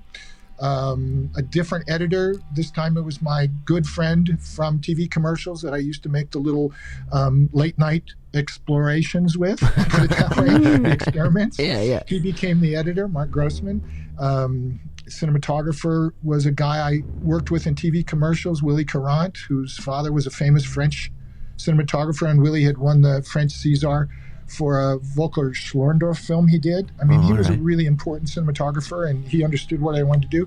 But I also got to meet a camera operator, Elliot Davis, who is now major cinematographer for Michelle Pfeiffer films and all kinds of really cool films. Oh, okay, wow. And so, you take the people you trust and you work with and you bring them on, and if they can't, are not interested, you find someone that is really cool, and that's the way that film grew, Tuff Turf. Well, I've read there was some back and forth between direction and production as to the approach in making Tuff Turf. What happened? Well, Ray, you're so kind to say back and forth. Yeah, there was definitely like a lot of like in the research. It was like, okay, there was not a lot of agreement. It like somebody actually posted, there was a Reddit post about it, right? And at the bottom of the Reddit post, they summarized it that it was too long, and it said the producer, or said people wanted to make the movie and the producer wouldn't let it happen. Was how it was described. Is that accurate? Like what goes on? Because I mean, I know you even say with Borchers, like his name's all over it's Borchers production, everything. How's this play out? Wow, the man of opportunity approach. When you get some success, you expand your brand in Hollywood and you become more important. And that's the way careers are made. You get more visibility and you take on more responsibility, whether you actually did the particular job or not. But you present yourself in a way that looks really good. And Don was very good at that. And so Donald's strength discovered on that film was really in the financial budgeting area. He's not a really strong creative guy. He's got maybe at the time he had okay ideas. I don't know what he's all about today, but he contributed creatively. But because he had a position of studio representative, but somehow at the same time producer, there was a lot of dictation. This is the way it has to be done. But I would argue with those because my aesthetic is different. I didn't believe that some of the ideas that he wanted to create from this idea he had about a life change for a family, relocated to a different class and culture, was exactly the same. I didn't agree with some of the ideas, and so we would have discussions about it, and it came into, stopping things, and I didn't want to do this and that. And in the end, his approach to accounting started to dictate how we would and what we could make in the film. So the story fell to the side for the benefits of staying on budget, which is not the way to tell a story. Stories are discovered many times, and you must provide those elements to continue the discovery, to fulfill the needs of the narrative. And when you financially can't afford to do it, you have a hole in your story. And that's what happened. We come to the end of the film. We've done this great fight between our hero and the antagonist. Yeah. And now we need to resolve and show the transformation of our hero. It's standard dialectic of the the Aristotelian approach to drama. Yes. No, Don says, we're out of money. That's it. Wrap party. So, wait, we have no ending. So the hero beats the guy up, but you don't resolve things. So, so you're talking like right at the end when he cuts, like when it cuts from the final scene just to them walking right into the bar, kind of just, you feel like that's a big compromise for the film there. Oh, it's huge. And it was a creative decision that I answered. And I use that word strongly. I imagined a solution for this lopsided choice, which was we needed to pick up some shots in what we called Club 60s, which was the old Schwab's, very famous drugstore on Sunset Boulevard. Okay. It had gone out of business, so we converted it into a nightclub. That's the old Lana Turner story. And, it's a history of Hollywood, and we got to go in there and shoot. It was really cool. And so my favorite band at the time was the band that performs in the film. And we had to do these pickup shots. So I said, okay, what we'll do is we'll get the kids to play as if they're the band members, and we'll just do this, and it'll be this. March them out with music theory I have about cinema. When you go into a film, you want to be entertained by the overture, and it puts you in the mood for what you will see, kind of gives you the temperament of reception. At the same time, you want to do the same when the audience goes out. Give them a march out music, give them a temperament to then carry out into the street and wherever they're going, that kind of stuff. Music is really powerful that way. So this was the Band-Aid, and I was very unsatisfied with it, and it's what people have referred to many times as the fall of the film. There's a lot of cool things in the film, a lot of things I experimented with, and I really wanted to do more of, held back by production, but then when it comes to the end, it's unfulfilling. I could see what you mean because going through it, I remember watching it, and I revisited it again recently. Was it paces well, and it largely is kind of a good film. But you're right, at the end, the way that it cuts, it almost leaves it in a shallow kind of area, which I mean, that's sort of commonplace to some of those movies at the time. But then in the same, I could see, as a creative frustration. Yeah, that would be something that would be unsettling in my stomach. Yeah. Now, in the words of Menachem Golan, the famous guy that ran Canon films in the years, I got their $5. The hell with them, Yeah, if it works that way. I mean, you and Donald did not work together after this, right? This was it, right? Like that. This was kind of the fuse. We did years later. A guy that I knew who made Last Picture Show, fantastic producer, Steve Friedman. Yeah, had a film with Keanu Reeves, the very first Keanu Reeves film, and I just forgot her name, the woman who had the problem with the college entrance scandal. On Full House, right? Are you talking about Full House? What's her? Lori Loughlin. Yeah, there you go. And it was a cute story told in a very unusual chronology. That is, it flashed forward, flashed back, and it if you didn't follow it carefully, it became a little confusing. And so when the film was finished, the audience response was they didn't understand the story. And Steve, as a good producer, wanted to explore all avenues to make it a profitable product. And so he approached me and said, I want you to shoot pickup shots for the film that would then bridge into the areas of discontinuity of the timeline and make it a continuous linear story. So I did that for him, and we got along really well. And then years later, he had an assignment by HBO to make a film with the world champion kickboxer, Kathy Long.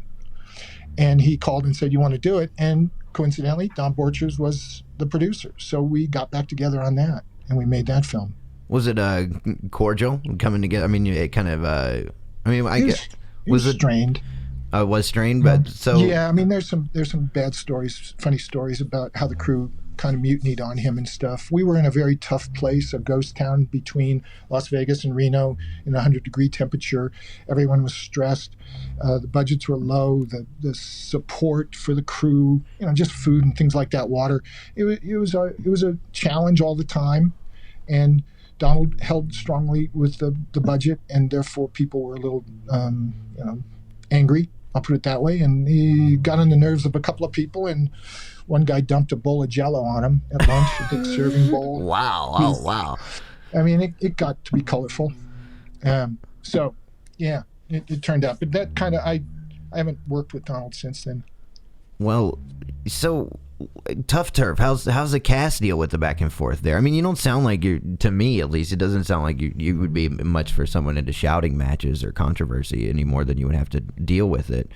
Well, there's no reason to have conflict. It's all about collaboration when you make a film. It's you have an idea, I have an idea. Mine's not necessarily better than yours, but what will serve the movie? Let's go with that mantra, that K-Law, serve the movie. What tells the story the best, and how to execute the best story. Use the best approach. So, cast and crew, I'm always open for any suggestion anybody has. And I've relied on and been the benefactor of a number of really wonderful ideas from guys like the craft service guy. I mean, it's just amazing what Hollywood filmmakers can provide to the people who are making the film, or the decision makers, I'll put it that way. And so, you go in, make the film, you do what you can. Some of the ideas aren't that strong, and you go with your idea and you fight for them. So you don't get into shouting matches. You just get into, let's get a solution and move on. Makes sense. Well, no, back to the music, because it has a lot to do with Tuff Turf, and it is one of the more successful components of the film. Jim Carroll. So, my fave. Yeah. What's the story with this? I've read he only agreed to work on the film, as a musician, if he got to do some acting as well. Is this true? Yeah, to a certain extent, that's correct. Jim, I was a huge fan of Catholic Boys. I think I wore the album out at the time. I just loved him. And when it came to finding a house band for this film, Don wanted the Destroyers. What's his name in the Destroyers? Kind of George Thorogood in the Destroyers. He's around today. Yeah, George Thorogood. George Thorogood. Yeah. And I said, no. We want this guy. He's uncanny. He's different. He's cool. Listen to the music. It's got themes. It's got stories that work with our narrative and our story and so forth. And the deal was, his wife was a lawyer, his lawyer, and she negotiated that he would be part of the cast. And so a quick scene was put together where we talk with him, or the characters talk with him about performance of the evening, and that was it. And he was happy. And we did 3 or so of his songs in the film, I think. And then I got to go to a couple of his concerts and hang out. He was great. I mean, his story is phenomenal. Unfortunately, he's passed away. Yeah, but his life was just really cool. So he's definitely had I've grown up in the punk community my whole life, and he had a significant impact on all of that. That said, credit to the depiction of the punks and Under the Boardwalk. It's really good. It fits really well. Growing up, that's one of the things is when punks are poorly depicted or well depicted. And in Under the Boardwalk, it's done pretty well. It's a lot of fun. Yeah, that was fun. And in that film, the chance was, again, it's like Tuff Turf. When we really look at the elements of the narrative, it's West Side Story. It's the same thing. You have two different cultures that clash, and a fish out of water that doesn't belong in one culture that crosses the border into the other culture. It's the same Romeo and Juliet stuff. And living in Los Angeles at the time at the beach and being in the new wave kind of area and the punks when I was there, I knew them really well. I went to all the nightclubs. I saw them all. I hung out with them, and so it was easy. And we had these different groups in that film: the Surfers for Christ, the punk surfers, the conservative. You got surfers. Sonny Bono's like the old head. Like, where does Sonny Bono come in? Like, he's like the old head in the film. You got him in the film. Where's he show up? Bono and the world champion surfer, whose name I just forgot, but Sonny Bono came in because he was a friend of my manager at the time, and my manager asked if he'd play a role because he represents the old age 60s surfer. And oh man, I just sat with him all day long, and we talked stories about Sonny and Cher and what he did and how he became a record producer and singer, and he was wonderful. And he absolutely embraced the idea of making fun of himself. Oh, really? So yeah, he seemed like, I know he had when I talked with Dave Inslee, who was a cinematographer on Polyester, they had worked with him on Hairspray, and he had talked about him and Debbie Harry being pretty interesting and a lot of fun to work with on that movie as well. So definitely cool to see it collaborate here again. No, but with a lot of the music scene you're involved in at the time. And you mentioned West Side Story, so we got to talk about Bob Banas, your choreographer. We got to talk about him at some point, because that nitty gritty video. When I was great. And it's like picked up heat over the past few years. Like, he's like become more famous for that than anything now. And when I was reading about it the other day, and I went into I was like on IMDb doing some research, and he pops up under Tuff Turf, and I'm like, no, maybe my phone's doing some weird since I've been doing some research, And then I go back through and I was like, wow, he really was involved in the film. And you told me he's still working on something like West Side Story relative now, right? He could still be working on the premiere and the marketing. He could be part of it. I really don't know. I haven't talked to him easily 10 years. I talked to him on the phone once when I was in LA. Someone, a mutual friend, said, "You know Bobby?" "Well, I do too. Let's call him up." And so he just... Our time together on the two films we got to make together was just a treat. Here's a guy that's really part of American history, American cinema history, working on some really great films. So, he just contributed, and he was willing, and he's wonderful. And so he may be in the new Spielberg West Side Story marketing campaign in some way, promoting, talking about it, what he did on the original and what it's like now. I really don't know. Well, speaking of music, talk to me about Jack Mack and the Heart Attack. I read that you personally chose this band to be in the film. When we were talking about, George Thorogood and what's his name? On the Destroyers, that's when you were trying to get them on there then, too? Yeah, you're bargaining. It's just like, if you give me that, I'll give you that. So one of the things I said is, you got to come listen to these guys. I see them all the time in the bars. I love them. They're fantastic.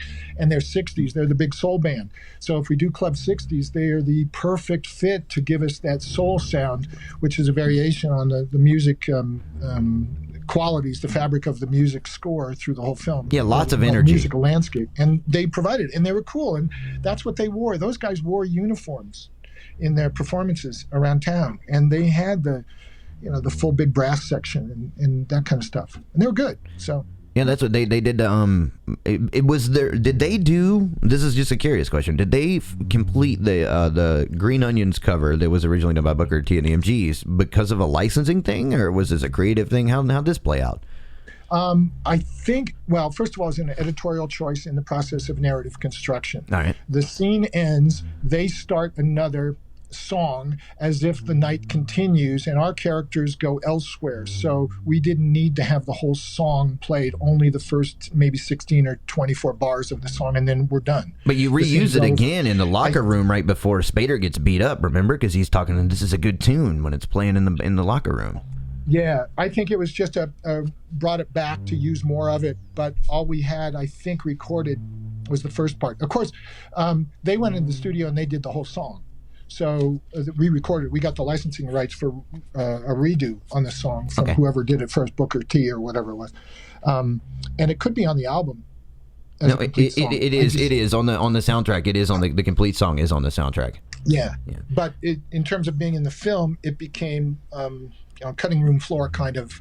This is how the story's going. We've got to move along, so we don't need any more. I have to know, did Robert Downey Jr. really play any of the drum parts in the movie? Oh, I don't know. He was very coordinated, and it looked like he did, but it was all done to playback, so there was no recording of him in a studio doing those particular things. He did it to playback from Jim Carroll's recordings that we used.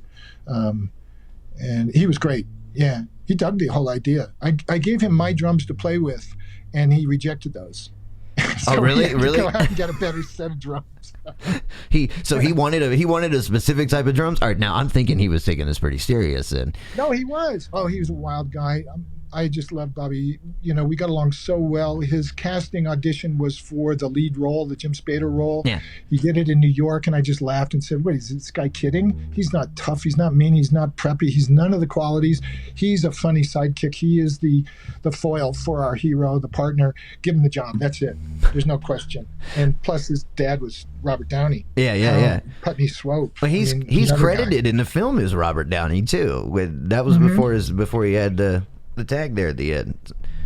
He he had some issues in life at that age he was facing, and one of the things I think was identity. And so Robert was different than he didn't want to be called Bob.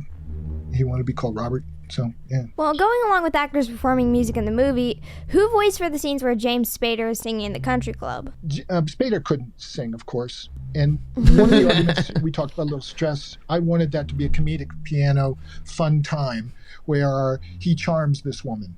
And he charms her in a great way. And Donald wanted a very serious, almost romantic ballad to, seduce her, a different approach to a relationship, which I thought absolutely continuous with the character. It didn't work. That's not what you do. It's the same old thing all the time. What you got to do is do a new element to a character.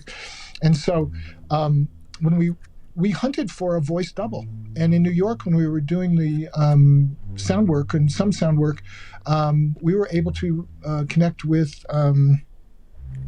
Art Carney's son, Art Carney, who played opposite Jackie Gleason on The Honeymooners. Yeah, I'm following you there. And he came in and he just knocked it out. He sounded perfect. And so that is Art Carney's, I think, oldest son that did it. We worked with him for about an hour or so. It was wonderful. Wow. That just knocked it out. That's pretty wild. That's kind of a cool little Easter egg, though. That's nice to know. I hadn't heard that. Now, but check. So in the raw footage, though, does Spader does he sing along with the soundtrack, or this had already been filmed from the way you describe it? So did he try to sing it? I think he did voice just to keep a reality to speaking the words, so that when we went back to redub or overdub or revoice him, we had a guide track. So I believe he did that. Yeah. All right, that makes sense. So he could kind of follow his mouth, make sure everything's in sync. Yeah, and you can hear inflection and tonality and all that kind of stuff, and it helps a re-performance work. I was going to say, because I've read that, and I don't have the experience to back it, but I've read that ADR can be a nightmare, and when I was watching that scene, it's pulled off really well. I mean, especially for the time frame, it matches. It works. Yeah. Well, that's Mark Grossman, the butter knife, I called him, the editor. He was able to keep the synchronicity perfect on that and make everything work, and to go to X number of frames exactly before having sync fall out or the continuity mismatches happen, and then go to a cutaway angle or something. Mark is just an exceptionally sharp editor when it comes to those details. Well, so, yeah. When you audio editing, the legend has it that somebody recorded over some scenes or something. Is this true? Did this really happen? Yeah, that was one of those problems, and that was not magic happens with mistakes. That was just a calamity. We had a original sound recordist, production recordist, who had some issues with tax bills, I'll put them that way, and took on another job while he was working for us during the day. We didn't know he had a night job, and he would spend 24 hours, 22 hours a day working, and he fell asleep and was not on his game, and took the roll of tape that had been recorded and reloaded it into the machine and used it as the stock on which the new scene was recorded, and we lost a couple of scenes. We had a couple of problems like that where the film didn't work. The mechanics, the technology wasn't perfect, and so we had to make the film with what we had, and the scene worked the way Mark put it together. It was band-aided, but yeah, that was really too bad. It was a real sad thing. This guy was just stressed. After your work on Tuff Turf, it seems like the production crew began going their own ways. How did Tuff Turf change your career? Well, I loved it. I took it on enthusiastically because I looked at it as an opportunity to explore editing and to look at new ways to join film together and to tell story with the concepts that the theory of film is all based on. So the flutter cutting and the fast cutting and the pacing of things and the saturation of colors as transitions between scenes and things that I was not allowed to do that never got into the film, or that I did that never got into film, like let the camera run out So it was a reflexive kind of approach to remind the audience we are looking at a mechanical reproduction of people. I was deep into those kind of cool concepts, and it gave me a chance to experiment. And how can you not take advantage of that? I mean, I wasn't thinking career. I was thinking I want to play with film at this point. I've done a film and I understand the mechanics and it made money. And here's a cool opportunity to play with a youth-based rock and roll film just at the beginning of MTV, and we'll use it as a big rock video and flash around. And so again, it was just trying things, and it helped. It really did teach me a lot of stuff. I get a lot more comments about the film than now than then. I think older age people it's aged well. So it's kind of cool to hear people enjoy it now and talk about it as a strong 1980s cultural thing. What was the reception to it then? Because it's definitely it's got a very classic 80s aesthetic and tone and everything to it. I mean, it's definitely a product of its time. Yeah, it really was. It's strong 80s, big hair, shoulder pads. At the time, it was kind of a mixed thing. It was cool, but where's the narrative? It missed the essential transformation of the character. The story isn't there, so that's where it just fell off. But it did well in the first couple of weekends. I mean, it made a lot of money because the youth market just pulled, wow, look, rock and roll, cool. Look at that guy. He's handsome. Look at that woman. She's attractive. I want to see this. It's a good date film. But critics thought, there's no story here. Well, you go into on the waterfront.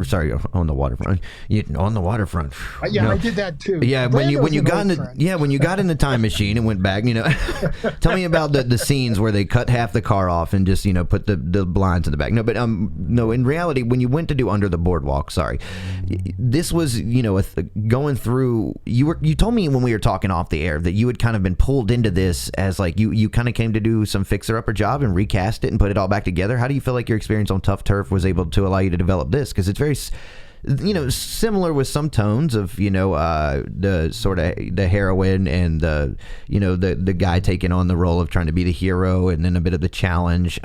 It reminds me, to be honest, it has some feel of it's almost like the surfer version of Valley Girl in a weird way. I hope that's not like an insult or anything, but I do get that vibe from it. It falls within that same kind of what do you want to call narrative model.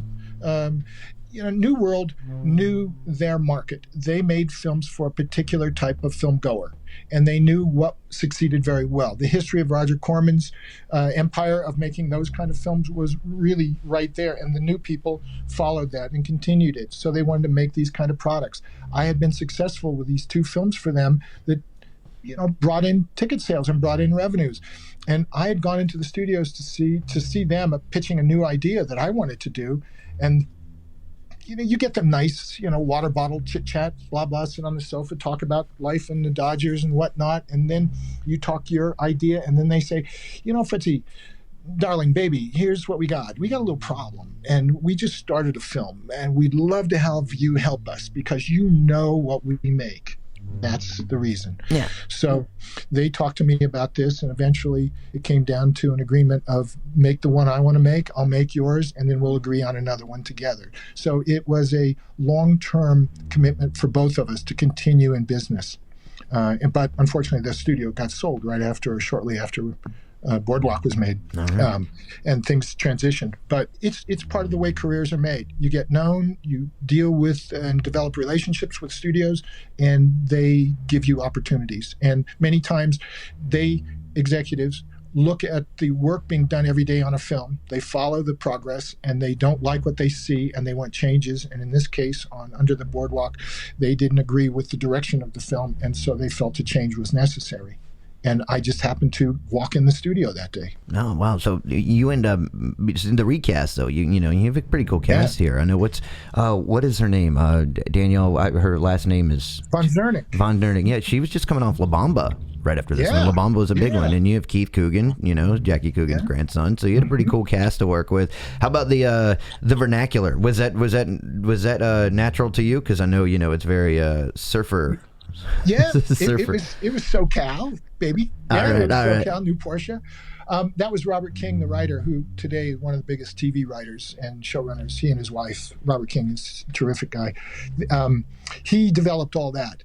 And it became kind of a cool thing. And actually, some of it became part of the vernacular of Southern California surfing, gitch and all those kind of words. Yeah. But that was the writer's contribution, and applause to him. He was on top of all that kind of stuff. Oh, see, I'm seeing it the other way around too. I was thinking of it more of like, I didn't realize that at the time that the film come out, it has the impact on the language. So that's kind of the other way around.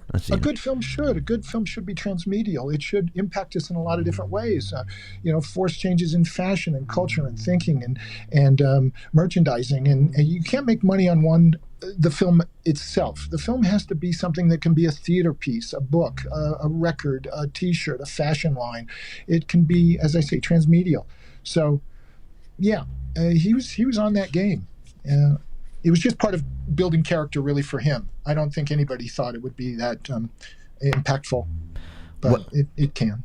Well, going forward, I know I appreciate you coming on the show to take time with us. I do want to ask one question real quick that's a little more personal. In Story Beat with Steve Cooten, you both talked about the essence of what it is to be a filmmaker, and a lot of the back and forth. I know you're an educator, correct? Yes, I joined the academy and taught university film courses, started them.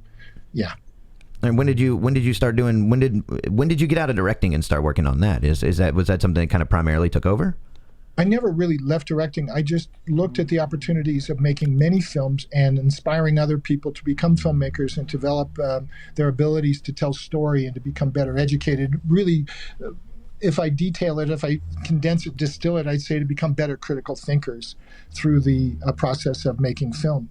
And so I was talked into moving to Oklahoma, where in the year 2000, 1999, the state wanted to develop a new industry to help the industries that were already there and the economy build and grow and recover from some of the things they had suffered in the previous 10 years. One of them was the film industry. And a good friend of mine at the time, still is, Gray Fredrickson, who produced The Godfathers and Apocalypse Now. He's an Oklahoman, and he had returned to Oklahoma, and he called me and said, this is what the state wants to do. And I gave them your name. You're the guy. Come out here, start a film program, teach these kids how to make movies. And that became the opportunity to make more than one film with students as I continued making the Hollywood product. And that's what Gray and I did. We made a couple more films using the students using those films as a way to get students to be on the set trained. And so that's been 20 years now of things like that. Part of the academy. Well, having worked with all of these, with a lot of younger people in filmmaking, and at some point having been a young, ambitious filmmaker yourself, regardless of where you are in the filmmaking world, and I know that, sometimes in school there are more opportunities presented than out, what do you say to the person who is just simply seeking it through mere aspiration, regardless of all the other variables at play? Where is your experience and you in your life? How are you able to pass that on to feel like somebody else can take from what you've said and succeed with that, or at least put it into perspective for themselves? Well, I'd like to be able to say that people take from what I've said or shown. But I think a strong ingredient is what you just identified: the passion, the desire, the just I've got to do it, got to dance kind of stuff. And I had it. I still have it. All my friends that are filmmakers and have been filmmakers for many, many years, those who I've gone through the industry with over the last whatever it's been since 1975, have the same kind of dedication to it. It's what you do and you live and breathe. In classroom, I see all types of students. I see a whole variety. I see the ones that have the passion. There may be one out of 15 students. Then I see a lot of kids who have the scarves and the hats and the wannabes. And then you see the ones that have studied the studies sides of things, and they have a great vocabulary of terminology and French filmmaking technique. Yes. But it takes that passion to utilize all the things that you get the opportunity to touch when you go through education, film education. You can't just, say you are a director or an actor. You've got to do all of it. And so that's the passion. That's why I say I'm glad you pointed that out. It's a key ingredient in how to become a filmmaker. and learn how to critically look at something and critically hear something, listen to it. All right. Well, Fritz, we are out of time, and I do appreciate it. I know that throughout the years, you've discussed your work on Children of the Corn many times, as well as many other facets of your career. And that said, I apologize that tonight we've only made time to focus on just the two of many of the projects that you've worked on throughout the years. I'm glad we got to talk a little bit about Under the Boardwalk and deviate into other things. But Ray and I overall are very appreciative that you've been kind enough to take the time out of your life to speak with us. So thank you so much. Well, Ray, Poxy, you guys are great. Thank you for inviting me. It was very nice of you to even find me and ask the questions. And these are not the same questions I've heard and been asked many times. You guys have done great research and come up with new things to look at and talk about. So I really appreciate it. It's made it really fun for me. And I'll do it anytime. You want to talk about anything, the weather, you just call. All right. We'll have to do that for sure. We need to get you back on the show. And you need a weatherman position part-time? We can write some interesting weather news. I'll practice my green screen. Oh yeah, you're not TV, you're radio. Okay, oh, we might. We're gonna transition one day. We're still getting our big britches on, but it's taking some time. But don't worry, it's just around the corner. It's Tom Sawyer, paint the fence, baby. And there you have it, director Fritz Kiersch discussing his directorial debut with 1984's Children of the Corn and his follow-up feature Tuff Turf, starring a young James Spader and Robert Downey Jr. Stay tuned. You're listening to The Ghost of Hollywood. What's up, wall crawlers? Can't get enough of The Ghost of Hollywood? Then check out our website at theghostofhollywoodpodcast.com for complete access to our entire first season, featuring movies such as Class of 99, Polyester, Trancers, Space Avenger, Children of the Corn, Tuff Turf, and more. Each episode is packed with all kinds of great film history told by the movie makers themselves, so be sure to check it out now. Local to Portland, listen in late night from 3 to 5:30 a.m. every other Friday on KBOO 90.7 FM Portland, or stream the show live from the station's website at kboo.fm. Stay tuned because we'll be back with more from The Ghost of Hollywood.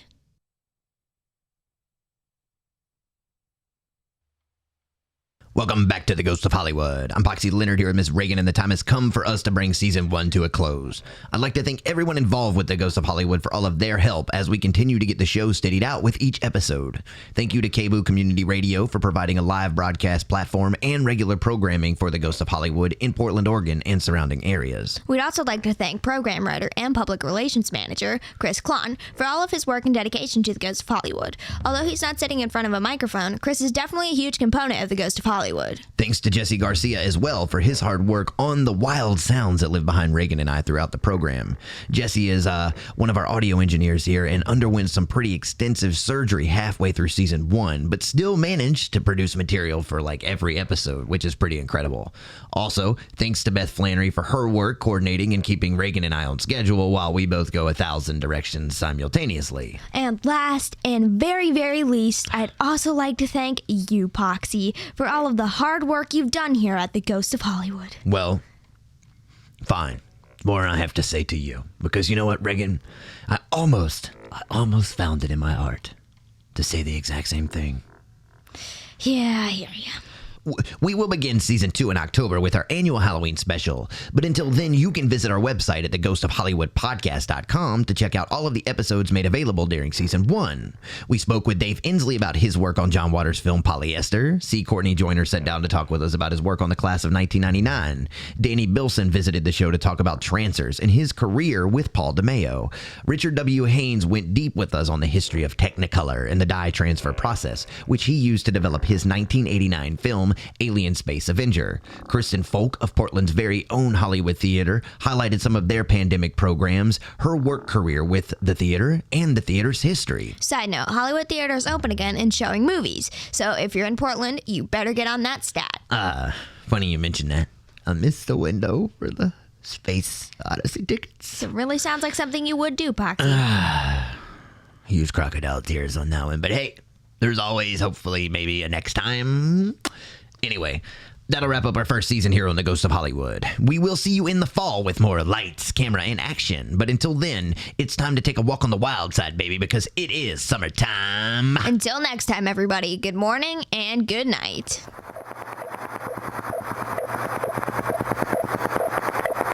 Thank you for listening to episode 12 of The Ghost of Hollywood. The Ghost of Hollywood is recorded at the Electric Garden Studio and broadcast live at KBOO Community Radio in Portland, Oregon. Direction provided by Zach Flannery. Writing and program development by Chris Klon, Reagan Flannery, and Zach Flannery. Samples developed by Jesse Garcia. Performances by Reagan Flannery and Zach Flannery. Coordination and communication by Mary Flannery. Special thanks to tonight's guest, Fritz Kiersch, and to you, the listener. For more information on the Ghost of Hollywood, please visit theghostofhollywoodpodcast.com. Copyright held by the Ghost of Hollywood and Electric Garden Studios in Portland, Oregon.